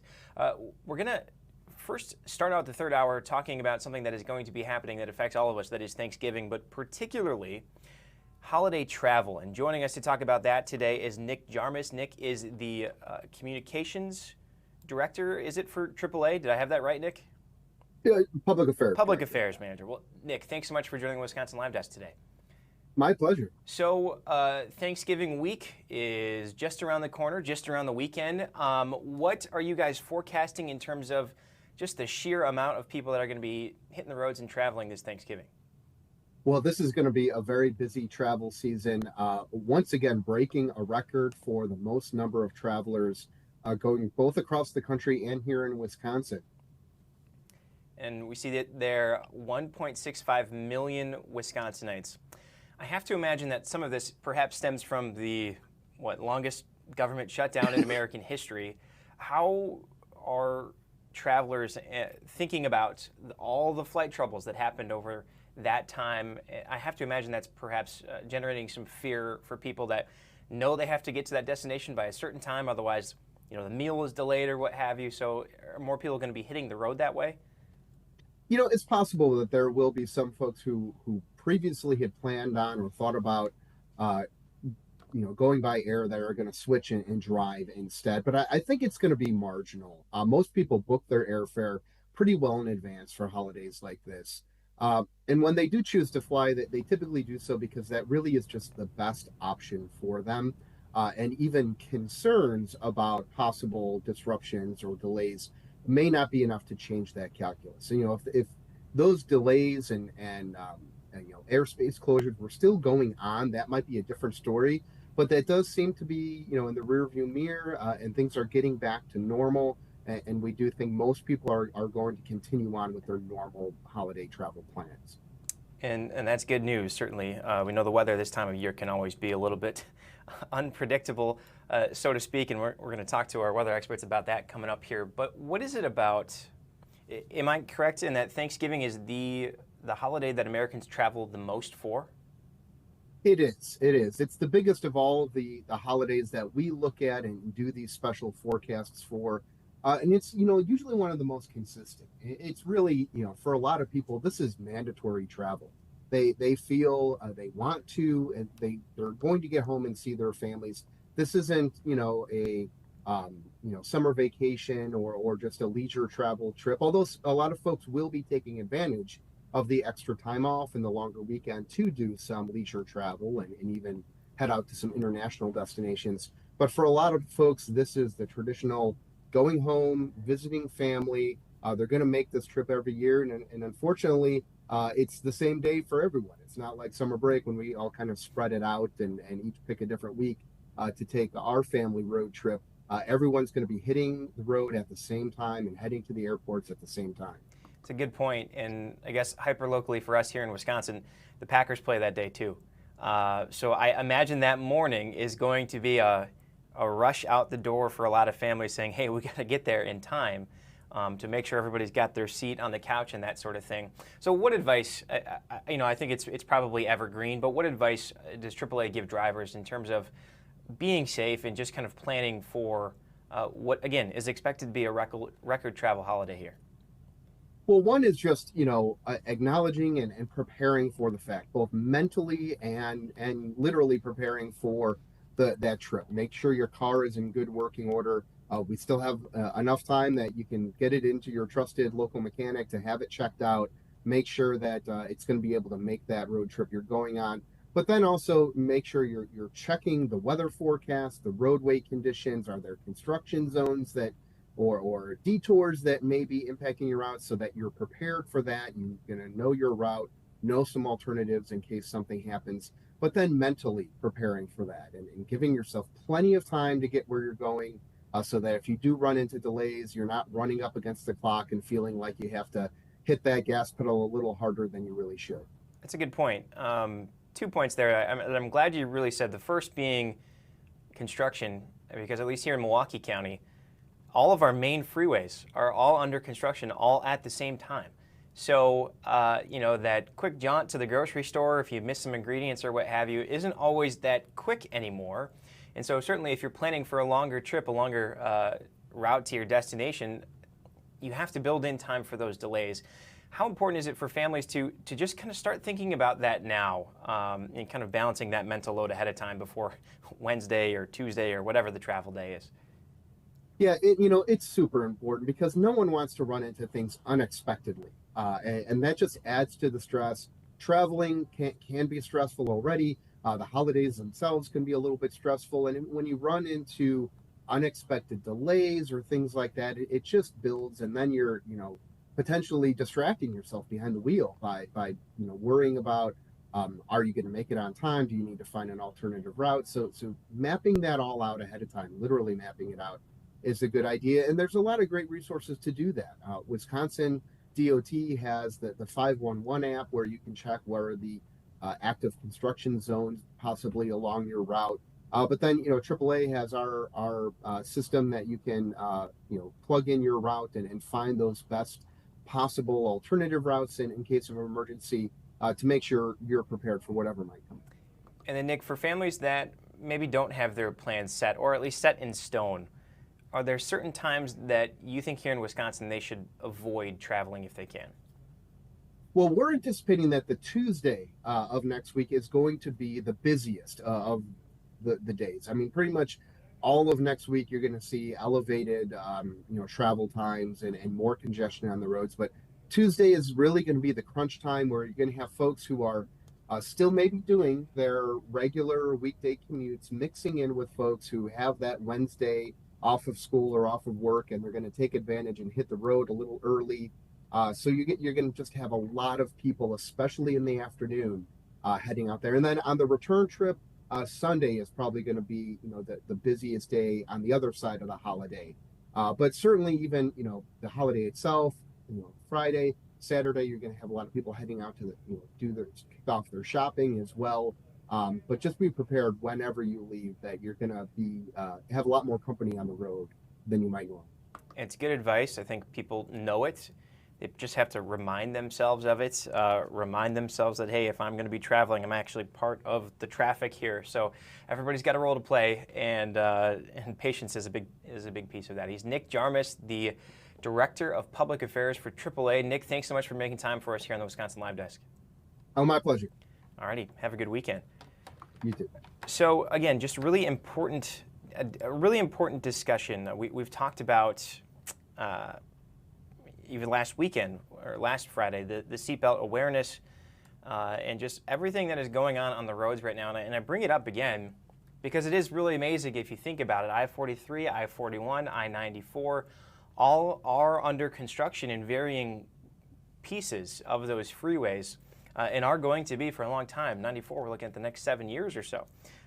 So if you are going to be traveling on any of those thoroughfares, as travel experts like to call them, you really just have to build in that extra time, be patient, or get out the door early, whatever it is. Just kind of think about it ahead of time so that when you do type in your destination on your GPS system of choice and you see that orange or red on that route, really isn't a way around it, right? So AAA, again, expecting that more than 1.65 million Wisconsinites will travel this Thanksgiving, making it the busiest travel holiday of the year. And again, setting a new record for Thanksgiving here in Wisconsin. And if you missed it there, Nick said some important stuff in terms of they expect the busiest travel days to be Tuesday night and Wednesday morning, particularly for families, especially those with children who are going to have Wednesday off, maybe have a half-day Wednesday and then get out the door a little bit early. Or if you're just off work on Wednesday altogether, might as well hit the road on Tuesday. And talked about some interesting stuff there, too, in terms of the Packers game on Thursday. That's not here, so that's good news. Looking ahead to next week, that's in Detroit. So there won't be too much of a travel component to that per se, but it is going to accelerate the clock for people that do want to get to their destinations by the time that game kicks off. So Packers are always having an impact on travel in this state, and that is just something pretty unique to Wisconsin. Speaking of the Packers, they are going to be on our air this weekend. Again, before we look ahead to next week, there we go. Packers playing the Vikings. They have this really pivotal stretch of games here coming up as we enter the home stretch right about the halfway mark of the NFL regular season. Packers are hosting the Minnesota Vikings at Lambeau Field on Sunday. Kickoff is going to be at noon. Our coverage starts at 10 with Fox NFL Kickoff and Fox NFL Sunday. That's Kurt Menefee, Terry Bradshaw, Howie Long, Strahan, the whole likes of which, the whole crew is at 11 a.m. Again, that game kicks off at noon. Eagles and Cowboys will follow it up at 3:25. I believe that is technically the game of the week. And then normal newscasts through the night, ending the night with the Fox 6 Sports Blitz coming up at 10:30. In case you're wondering, let's take a look over at Lambeau Field right now. And everything's fine. Everything's calm. It is looking kind of like what you would expect the week before Thanksgiving. We got some fall colors there. We've got, just easy travel. No issues to talk about there. Yeah, that's what we are watching right there. As I'm going to bring you back here because we've got some news from the White House we want to get to. The mayor-elect, Zoran Mamdani, had just met with President Donald Trump. Let's listen into they're briefing the press now from the Oval Office. And Syria. Given your assessment, guys, what do you say for the Lebanese today? It's in the state of Lebanon. And what is your next move to push toward disarmament? Sure. Well, we are pushing for total disarmament of Hamas and, frankly, everybody else. And we actually have peace in the Middle East. As you know, the King of Saudi Arabia just left yesterday. We had some great meetings, and he's made a contribution toward the United States of more than $1 trillion. We have now over $20 trillion coming in. No country has ever had anything like that, not even close. If you go to 2 trillion or 1 trillion, it's a lot. We have 20 or $21 trillion. I think that Hezbollah has been a problem in Lebanon, big problem. We're working with Lebanon. We're working with everybody in the Middle East. That's another thing I think we have in common. We want to see peace in the Middle East, and we actually have now, for the first time, peace in the Middle East after 3,000 years. And now we're going to refine it, and I think you're going to see some very positive things happen. There is a potential to invite the Lebanese president. Oh, sure. Oh, I would do that, absolutely. And if the mayor would like to be here for that meeting, because I know he feels very strongly. I think you feel very, very strongly about peace in the Middle East. I think we desperately want it, and that's something that I shared with the president, that when I spoke to New Yorkers who had voted for the president last November on Hillside Avenue and Fordham Road, I asked them why. I heard again and again two major reasons. One was that they wanted an end to forever wars. They wanted an end to the taxpayer dollars we had funding violations of human rights, and they wanted to address the cost of living crisis. And I appreciated the chance to discuss both of those things. He said a lot of my voters actually voted for him, and I'm okay with that. I'll do that. I'll sign it. Give it to me. I'll sign it in a minute. That's pretty good. Mr. President, yeah, please. You threatened to send federal troops to New York City. You both have differences when it comes to ICE agents in New York City. Mr. Mamdani, you called ICE a rogue government entity. I wonder how you reconcile your differences on both of those issues. Well, I think we're going to work them out, and I think that if we have known murderers and known drug dealers and some very bad people, we want to get them out. And the mayor wants to have peace. We discussed this at great length, actually, maybe more than anything else. He wants to have a safe New York. Ultimately, a safe New York is going to be a great New York. If it's not safe, no matter how well we do with pricing and with anything else, we can talk about anything you want. If you don't have safe streets, it's not going to be a success. So we're going to work together. We're going to make sure that if there are horrible people there, we want to get them out. I think he wants to get them out, maybe more than I do. So we'll work together. We discussed it at great length. Yes, please. Yeah, two questions, if I may. One for you, Mr. President, from BBC in a second. But first of all, for the mayor-elect. You're both, from different parts of the political spectrum, you're both populists, though. And I just wondered to what extent the president's campaign style, his techniques, his social media use inspired any part of your campaign? Well, I actually told the president that, so much of the focus of our campaign has been on the cost of living crisis. And when we asked those New Yorkers who had voted for the president, when we saw an increase in his numbers in New York City, that came back to the same issue: cost of living, cost of living, cost of living. And they spoke about the cost of groceries, the cost of rent, the cost of Con Ed, the cost of childcare. And too often politicians are looking to lecture to New Yorkers what they should care about as opposed to listen. And when we spoke to those voters who voted for President Trump, we heard them speak about cost of living. We focused on that same cost of living, and that's where I am really looking forward to delivering for New Yorkers in partnership with the president on the affordability agenda. And I think we have to work a little bit. We talked about Con Edison. We have to work a little bit on getting the prices because, we've gotten fuel prices way down, but it hasn't shown up in Con Edison. And we're going to have to talk to them. If we're sending them fuel at a much lower price than it was a year ago, which is true, we have to get Con Edison to start lowering their rates. Absolutely. And if I may, last week you told me you were pushing ahead with your plans to sue BBC for up to $5 billion. You're going to speak to Prime Minister Starmer as well. Is there any progress or any updates on those issues? Well, we get along very well with the Prime Minister. We made a deal with UK. I like him. He's a fine person. And, I think they have some big energy problems. They've got windmills all over the place. They're going to have to start using other methods because their energy is out of control.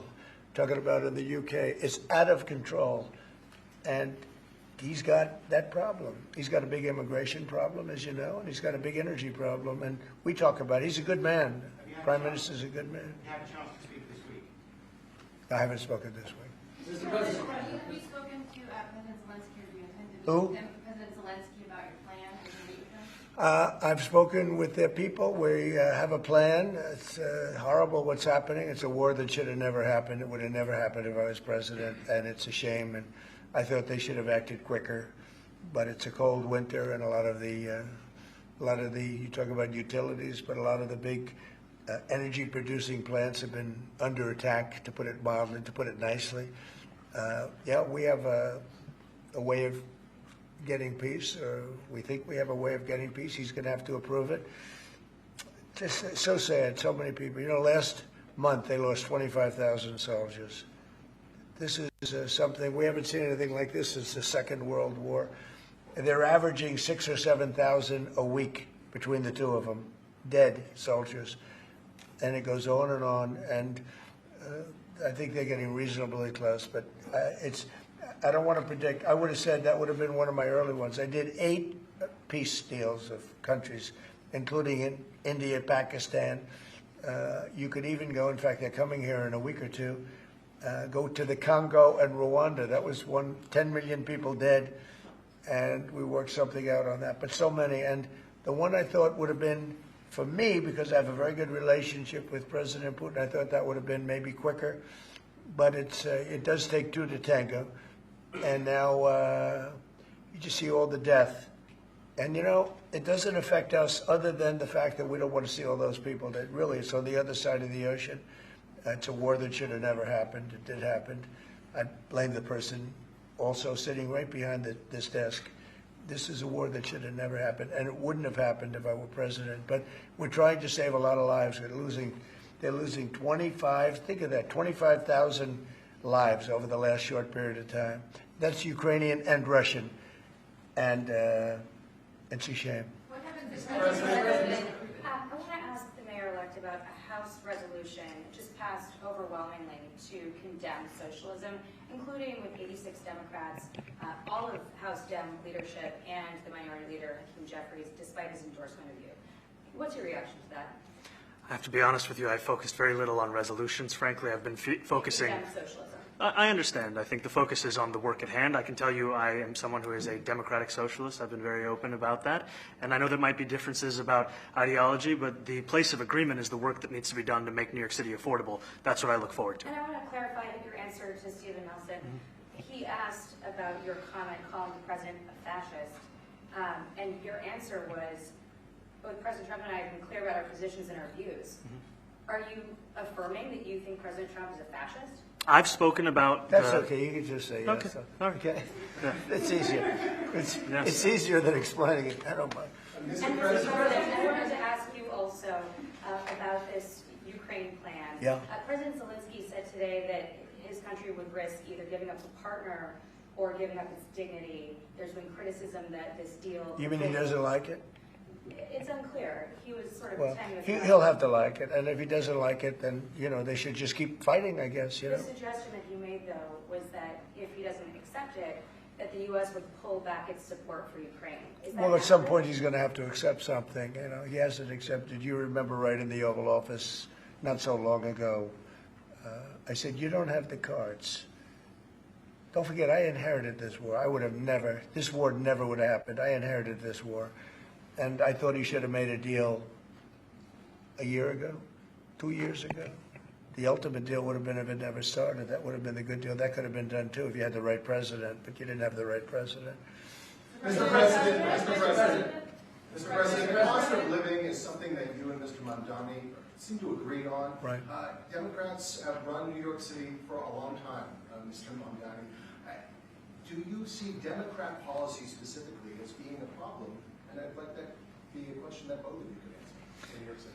Look, I think that there are many things in our city where we have to own the responsibility of it, things that existed long before the president was the president. And those are also part of the message of our campaign, was to take on a broken politics of the past.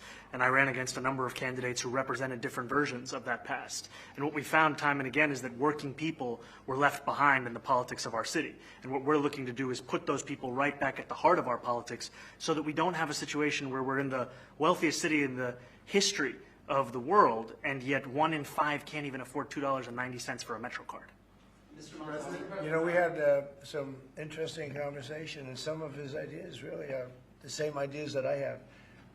But a big thing on cost, the new word is affordability. Another word is just groceries. It's sort of an old-fashioned word, but it's very accurate. And they're coming down high. They were, we had, both of us, we had the highest inflation in the history of our country the last 4 years under the Biden administration. And we've got inflation down now to a normal number. It's going to go even a little bit lower than that. Katie, do you have something in a bit? All right, so we've been listening to President Donald Trump after meeting with the New York City Mayor-elect Zohran Mamdani, two people who could not be more polar opposite in terms of their political leanings. And interesting to hear them as they both sit there behind the president's desk in the Oval Office talking about how they found some common ground on issues including pricing and safety, although, again, as part of the campaign that we certainly pay attention to as the ramifications of this play out over the next 4 years in terms of just political leanings of this country. The mayor-elect was very critical of the president, planning to really kind of be that wrench in his side politically, so to speak. So it's interesting to see this kind of extending of the peace treaty, so to speak, between these two partners. The question is what happens from there. So we're going to take a quick break right here on the Wisconsin Live Desk. When we return, it's the weekend, and we got to talk about what the weather is going to look like this weekend for your plans. If you're heading out and about, doing any Christmas-related stuff, Thanksgiving preps, maybe heading to Lambeau for the Packers, Stephanie Barkello is going to be with us on the other side. You're watching the Wisconsin Live Desk.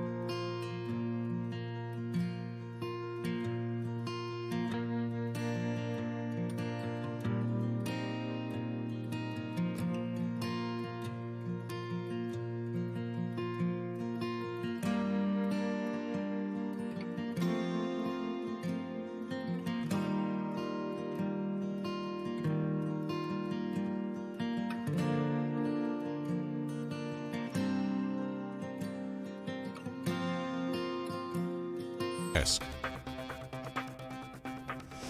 Welcome back. It's hour 3 of the Wisconsin Live Desk on Friday, November 21st. I'm Sam Kramer. Thanks so much for joining us here as we get you ready for the weekend. And I think a pivotal piece of that, particularly this time of year, is looking at the weather. So we've got just the person to talk to.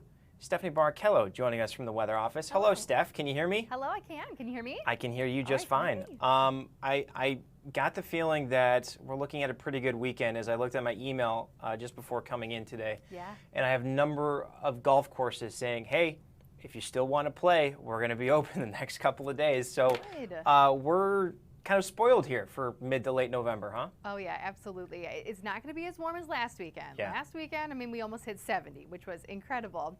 But we have more sunshine this weekend, Sam, which is nice because I know we're pretty cloudy right now. But more sunshine Saturday and Sunday, and temperatures will eventually climb to low 50s. So it is still going to feel kind of like early fall, maybe not the end of November. I mean, average highs for this time of year are in the 40s, much like today, actually, mid 40s. So to have some 50s still in the forecast is a treat. Now you'll notice that we've seen an increase in cloud cover in the Milwaukee area over the last couple of hours. We've been watching this system that's primarily south of us bringing rain, and we're on the northernmost edge of it, mainly just seeing some cloud cover. I know radar's starting to show a little bit of green down towards the south, so you may encounter a stray sprinkle across Walworth, Racine, and Kenosha County. Most of us, though, not actually reaching the ground, at least here locally. And then you'll notice how some of the thicker cloud cover extends into Waukesha and Milwaukee County, some thinner cloud cover up towards the north. We will see this clearing out overnight tonight. This is a really large system, though, as you can see. It's bringing in a rather narrow but long band of rain extending from Denver and parts of Nebraska all the way to the mid-Atlantic right now. High pressure just west of us is what's keeping this just towards the south. It's pushing it essentially down towards the south. Now those high pressures that you see out west will actually influence our forecast even more in the coming days. So I know we still have some cloud cover for now, both Saturday and Sunday. Sunshine is back in the forecast for southern Wisconsin. Now northern Wisconsin tomorrow morning, we've got a couple of weak boundaries, particularly across northern Wisconsin right now. There's a slight chance for just a little bit of wintry mix to get your Saturday morning started. I know the gun deer hunt season is underway this weekend. Other than that, we are tracking dry conditions, even in northern Wisconsin here through the next couple of days. Now, with the clouds that we have right now, with the fact that they're going to clear out overnight tonight, we do have the potential for a pretty chilly Saturday morning. So first and foremost, this evening temperatures hold pretty steady, but once we see those clouds clearing overnight tonight, we very well could wake up to some middle and upper 20s by tomorrow morning. So yes, gorgeous weekend ahead, but if you are out and about early tomorrow especially, it is going to be chilly. You're probably going to have to scrape some frost off of your windshield if you do keep your car outside. After a cold start, though, look at these temperatures all the way through early next week, gradually climbing into the 50s, and Tuesday eventually mid-50s. That's over 10 degrees above average for this time of year. Monday, Tuesday also brings in our next chance for rain. After that moves through, that's when temperatures start to drop. You can tell the steady, decline in temperatures as we get closer to your Thanksgiving holiday. We drop to about 40 Wednesday. Maybe only 30s then on Thanksgiving, and we're actually going to continue to tumble even past that. So the Friday after Thanksgiving, the weekend after Thanksgiving, I know it's still a ways away. It's not technically in our forecast, but number one, it's looking much colder, and that colder than average air could actually linger into early December, so into next week. And then we're also eyeing the potential for at least some wintry mix, potentially Sunday, if not both Saturday, Sunday after the Thanksgiving holiday. So again, I know it's a ways away still. I'm sure you're already seeing a lot of it on social media. Don't buy into the hype, I promise you. We will keep you updated as it gets a little closer, but all the more reason to get outside this weekend. Maybe put up your holiday lights. I think that's what I'm gonna do, Sam. Wait, Sam, you're a homeowner now. Yeah. What are you doing? That's a great question. We got buy an inflatable. My wife doesn't. She's not the biggest fan of the inflatables. In fact, she said, you need to go get lights. And I said, you know what? I think we have other priorities. No, you don't have other priorities. We've got a nursery to finish here, Steph. Come on now. One project at a time. To which I said, I was kind of thinking about doing a 5K on Thanksgiving. Wow. Yeah, there's just something about buying a house and becoming a parent that makes you like, hey, let's just do all the things. Good for you. Right? But now that I'm looking at this forecast, I'm wondering, I know it's a little early for next Thursday, but I could probably just do it inside on a treadmill than going and running outside. But it's not as fun. That's true. Right? You get the beer afterwards, you get the medal. You know, there's some thrill to it. You're right. You're not wrong there. And again, it's early, so we'll see. But this weekend still, and I posed this question to Holly last weekend. Yeah, I think last weekend too. Is this it? Is this kind of the last hurrah for good weather that we're looking at for the rest of the year? You know what? That's a hard question. Yeah. I think the warmth we saw last weekend, yes. I don't think we're going to see any more of that. You know, we still, at least the last couple of years, have lucked out and have had very sporadic 50-degree temperatures during the month of December. We've even had a few mild Christmases the last couple of years, or days before, even days just after. It absolutely becomes less and less common as we get into December. So I think as far as consistent 50s, I mean, we're looking at the next 4 days in the 50s, probably the last of it for the season, but to have a random 50-degree day in December, I'm sure we'll have at least one or two. But that being said, some of this really cold air is set to continue into at least the first week of December. So we'll really just have to watch patterns past that, because I think through, again, at least the first week, we could be looking at high temperatures, you know, not even reaching 30 eventually. So some of the coldest air of the season set to arrive here just in the next week. Yeah, it's coming. And I think the one thing I would also add too, particularly for today, this weekend, you mentioned it's the start of gun deer season. Yes. That blaze orange is such a pivotal piece, but I think a lot of hunters, speaking of my family members that hunt, my dad included, that blaze orange is a lot of heavy layers. And looking at this forecast, it's not like you're really going to need that when the sun's out here. Yeah, that's really true, because even up north, I mean, it might be a little cooler, but still, for all of those layers, even a high in the upper 40s, might get a little toasty. They'll still love to get out. I know they will. We hear the cliches all the time. All right, Steph, we'll let you get back to it and look for your forecast coming up tonight in the newscast. Sounds great. Thanks, Sam. Thanks so much for joining us. Yeah, so important stuff there from Stephanie Barrichello. If you're looking for something to do this weekend, holiday lights certainly make sense. You can go see some of the holiday lights that we've talked about on the Wisconsin Live Desk, including at the Milwaukee County Zoo, their show that kicks off tonight. Of course, there's Country Christmas at the Ingleside in Pewaukee. So many things, so many options, but don't let this weekend go by in terms of getting outside and doing something fun. We're going to take a quick break right here on the Wisconsin Live Desk, and when we return, we're going to go out to Waukesha and have an important conversation with Brett Lemoyne about a story he has covered from the very beginning. That is the Waukesha Christmas Parade attack. Today marks another year since that happened in the city of Waukesha, preparing a remembrance ceremony for tonight. And Brett's going to talk to us about a specific component to that. We'll be right back.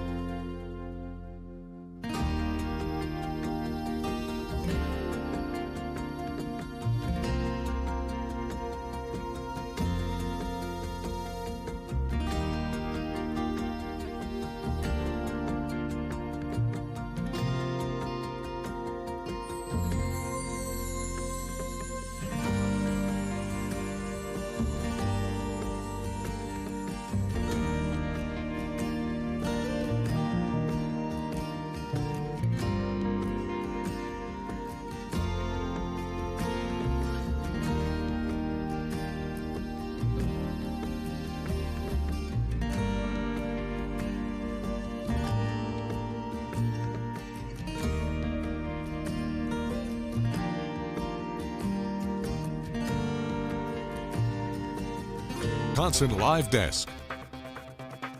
Hi everybody, Sam Kramer back with you here on Hour 3 of the Wisconsin Live Desk. It is Friday, November 21st.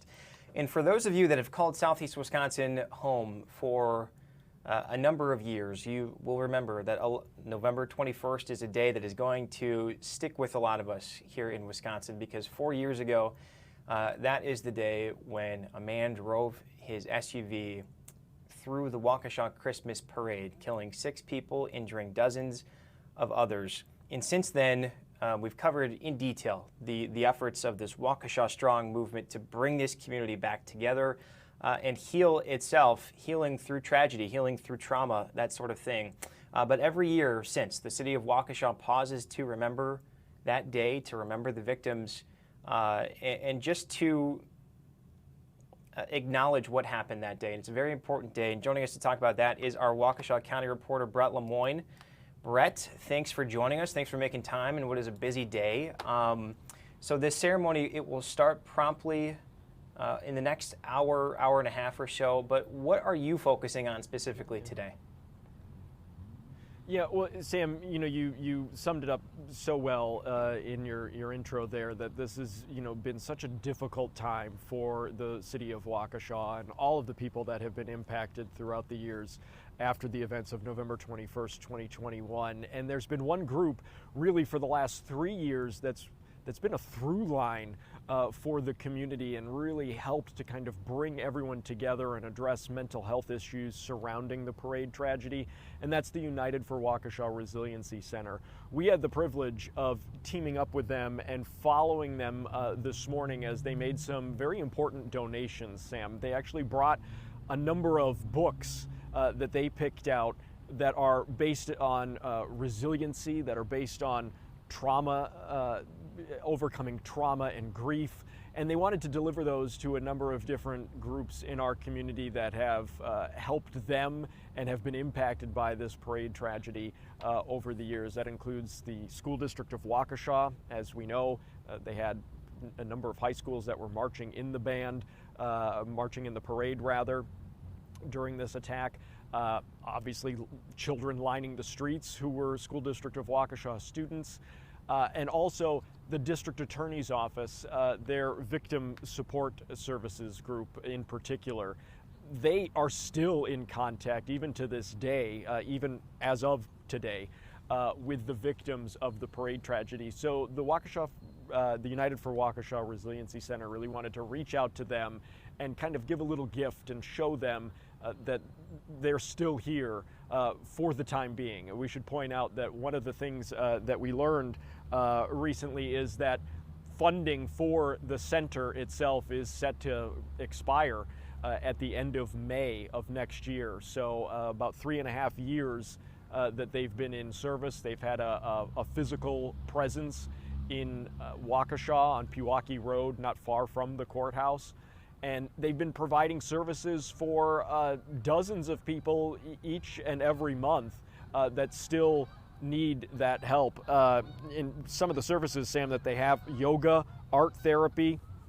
We even learned of a program for kids with reptiles and horses. So they really try to incorporate a lot of different elements to help people heal. And sticking with that theme of healing, Sam, I wanted to just share a message that I just saw posted about 20 minutes ago from the Jackson Sparks Foundation. Of course, Jackson Sparks was the youngest victim in the parade attack. And they said they really want the community to try and remember all of the good that has come from this tragedy. And I think tonight is going to be very symbolic of that.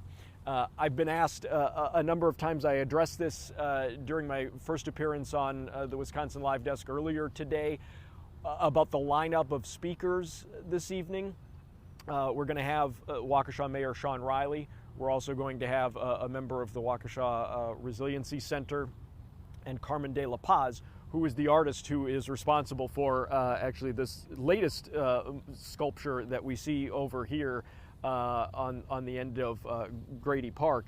I've been asked, were the families invited this year. You know, in years past, we've had some sort of representation from, you know, various family members of the 6 individuals who have died. And I was just informed by a spokeswoman for the city that the commission, the Parade Memorial Commission, thought about how they wanted this ceremony to be, marking 4 years, and they were in agreement. And of course, they're made up of various members of families that were impacted, police departments, first responders, you name it. They were all in agreement to kind of have this be a healing moment and to have this be more of a positive. And certainly Carmen de la Paz's sculpture that we see here is indicative of that, those hands holding a blue heart that was so synonymous with this particular tragedy.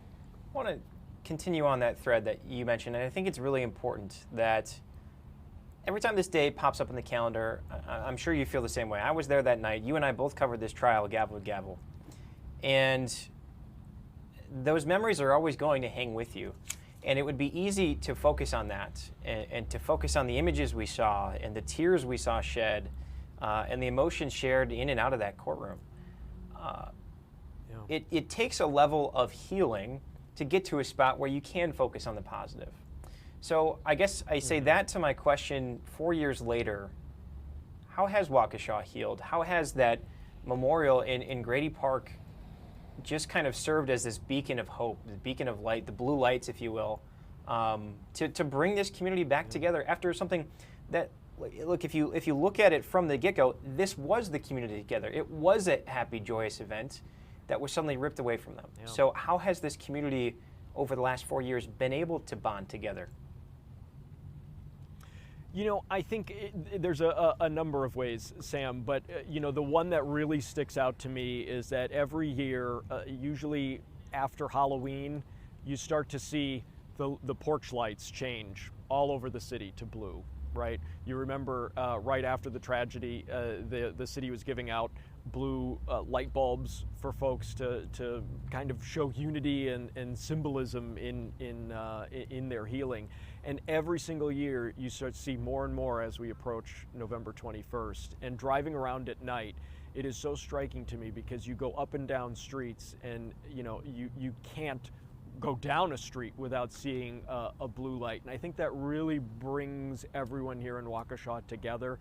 Of course, as you mentioned, there have been physical embodiments of that, right? The memorial that we see here at Grady Park, which was dedicated a year ago today, is certainly symbolic of that. And one of the amazing features of this memorial is the Waukesha Strong tile project, which are all those little blue tiles that you see kind of hugging the outskirts of Grady Park here. And this is a project also done by Carmen de la Paz, the artist who did Holding Love, that statue that will be dedicated tonight. But it's when you walk along the park and you look at each one of those tiles, there's a message from someone in the community who is showing support, who's showing love, showing strength.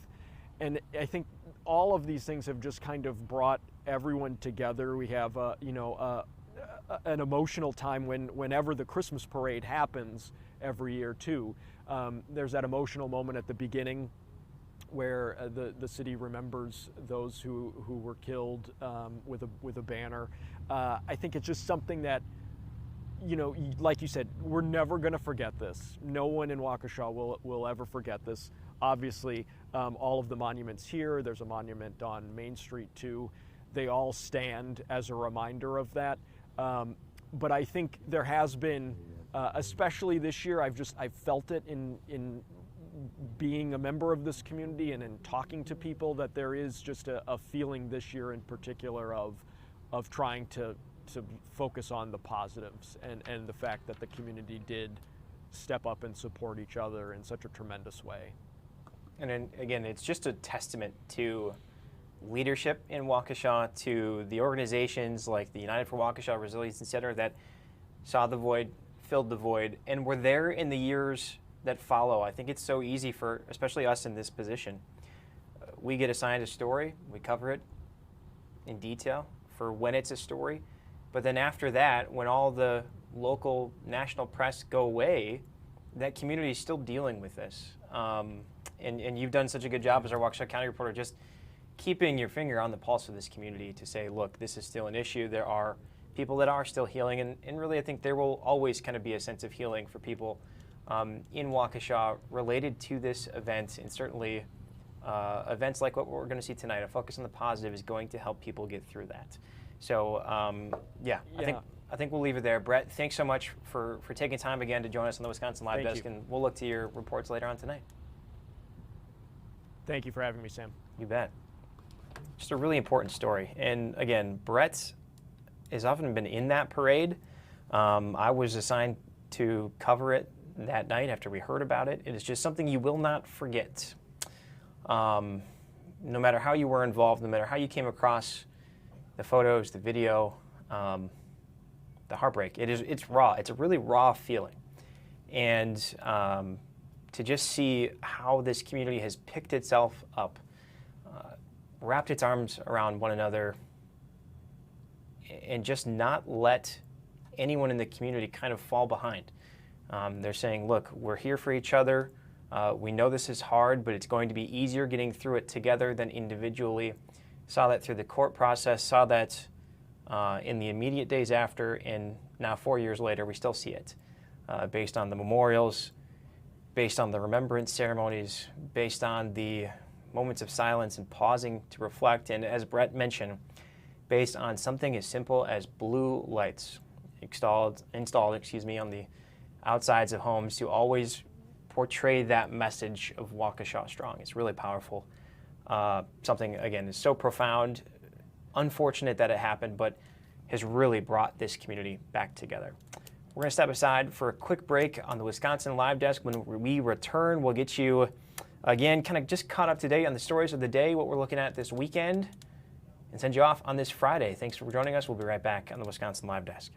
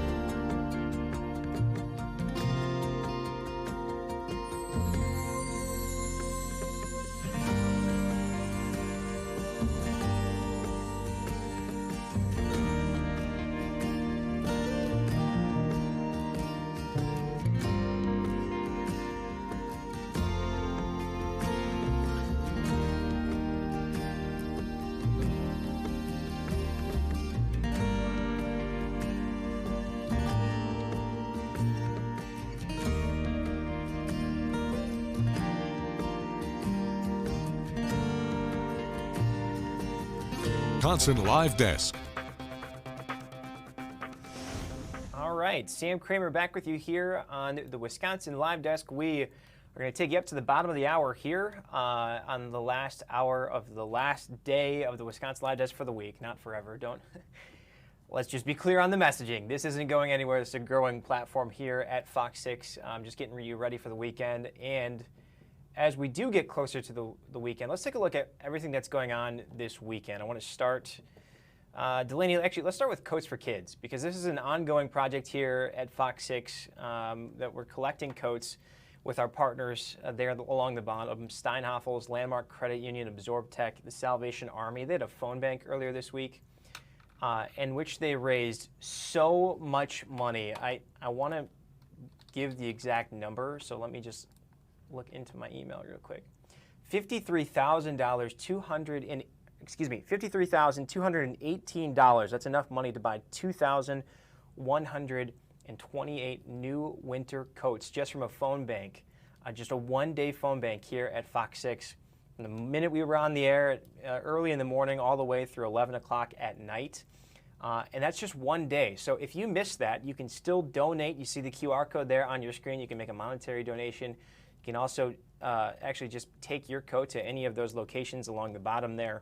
And if you need more information, you can just head to fox6now.com. I want to talk to you about some holiday events that we got going on this weekend. Let's start with the Deer District Holiday Market. So local vendors are going to be gathering together in the Deer District for holiday and photo opportunities. There, of course, will be festive food and drinks. It's not a market. It's not a Wisconsin festival without the appropriate food and drinks, right?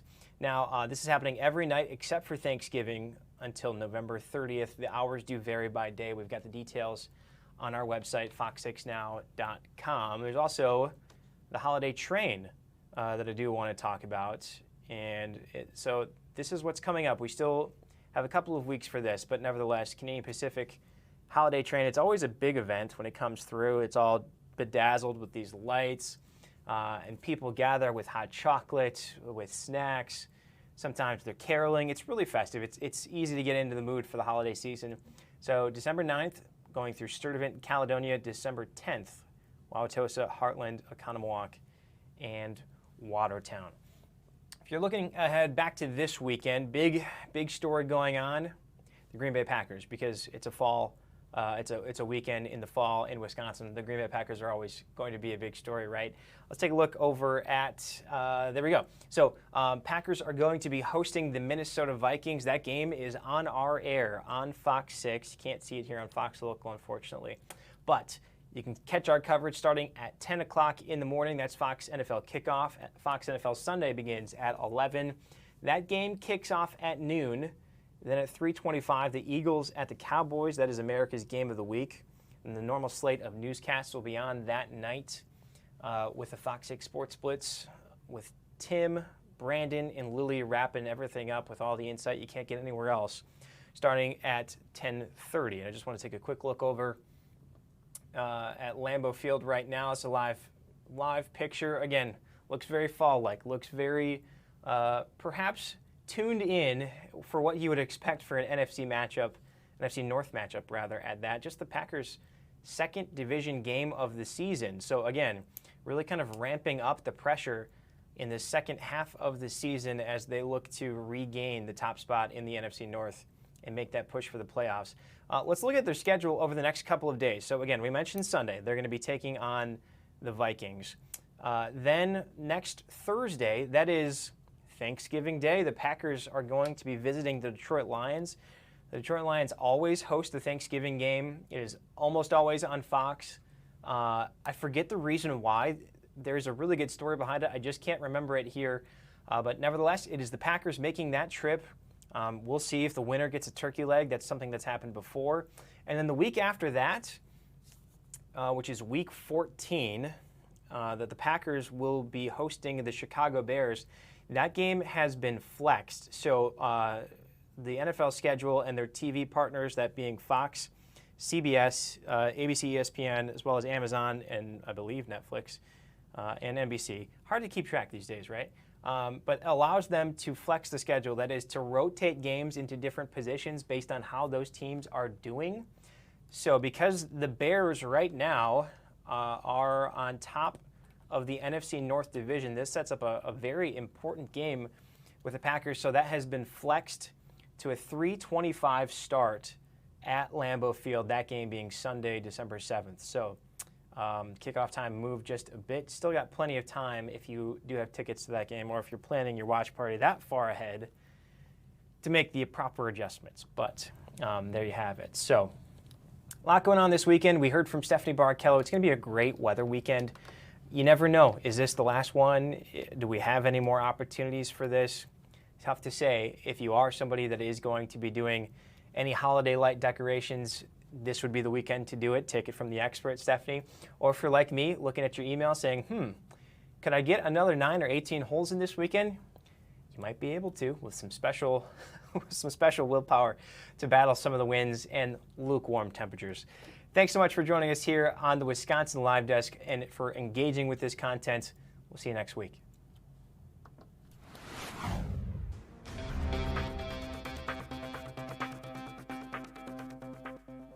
With that, I'd turn it over to our good friend and colleague, Eugene Vindeman.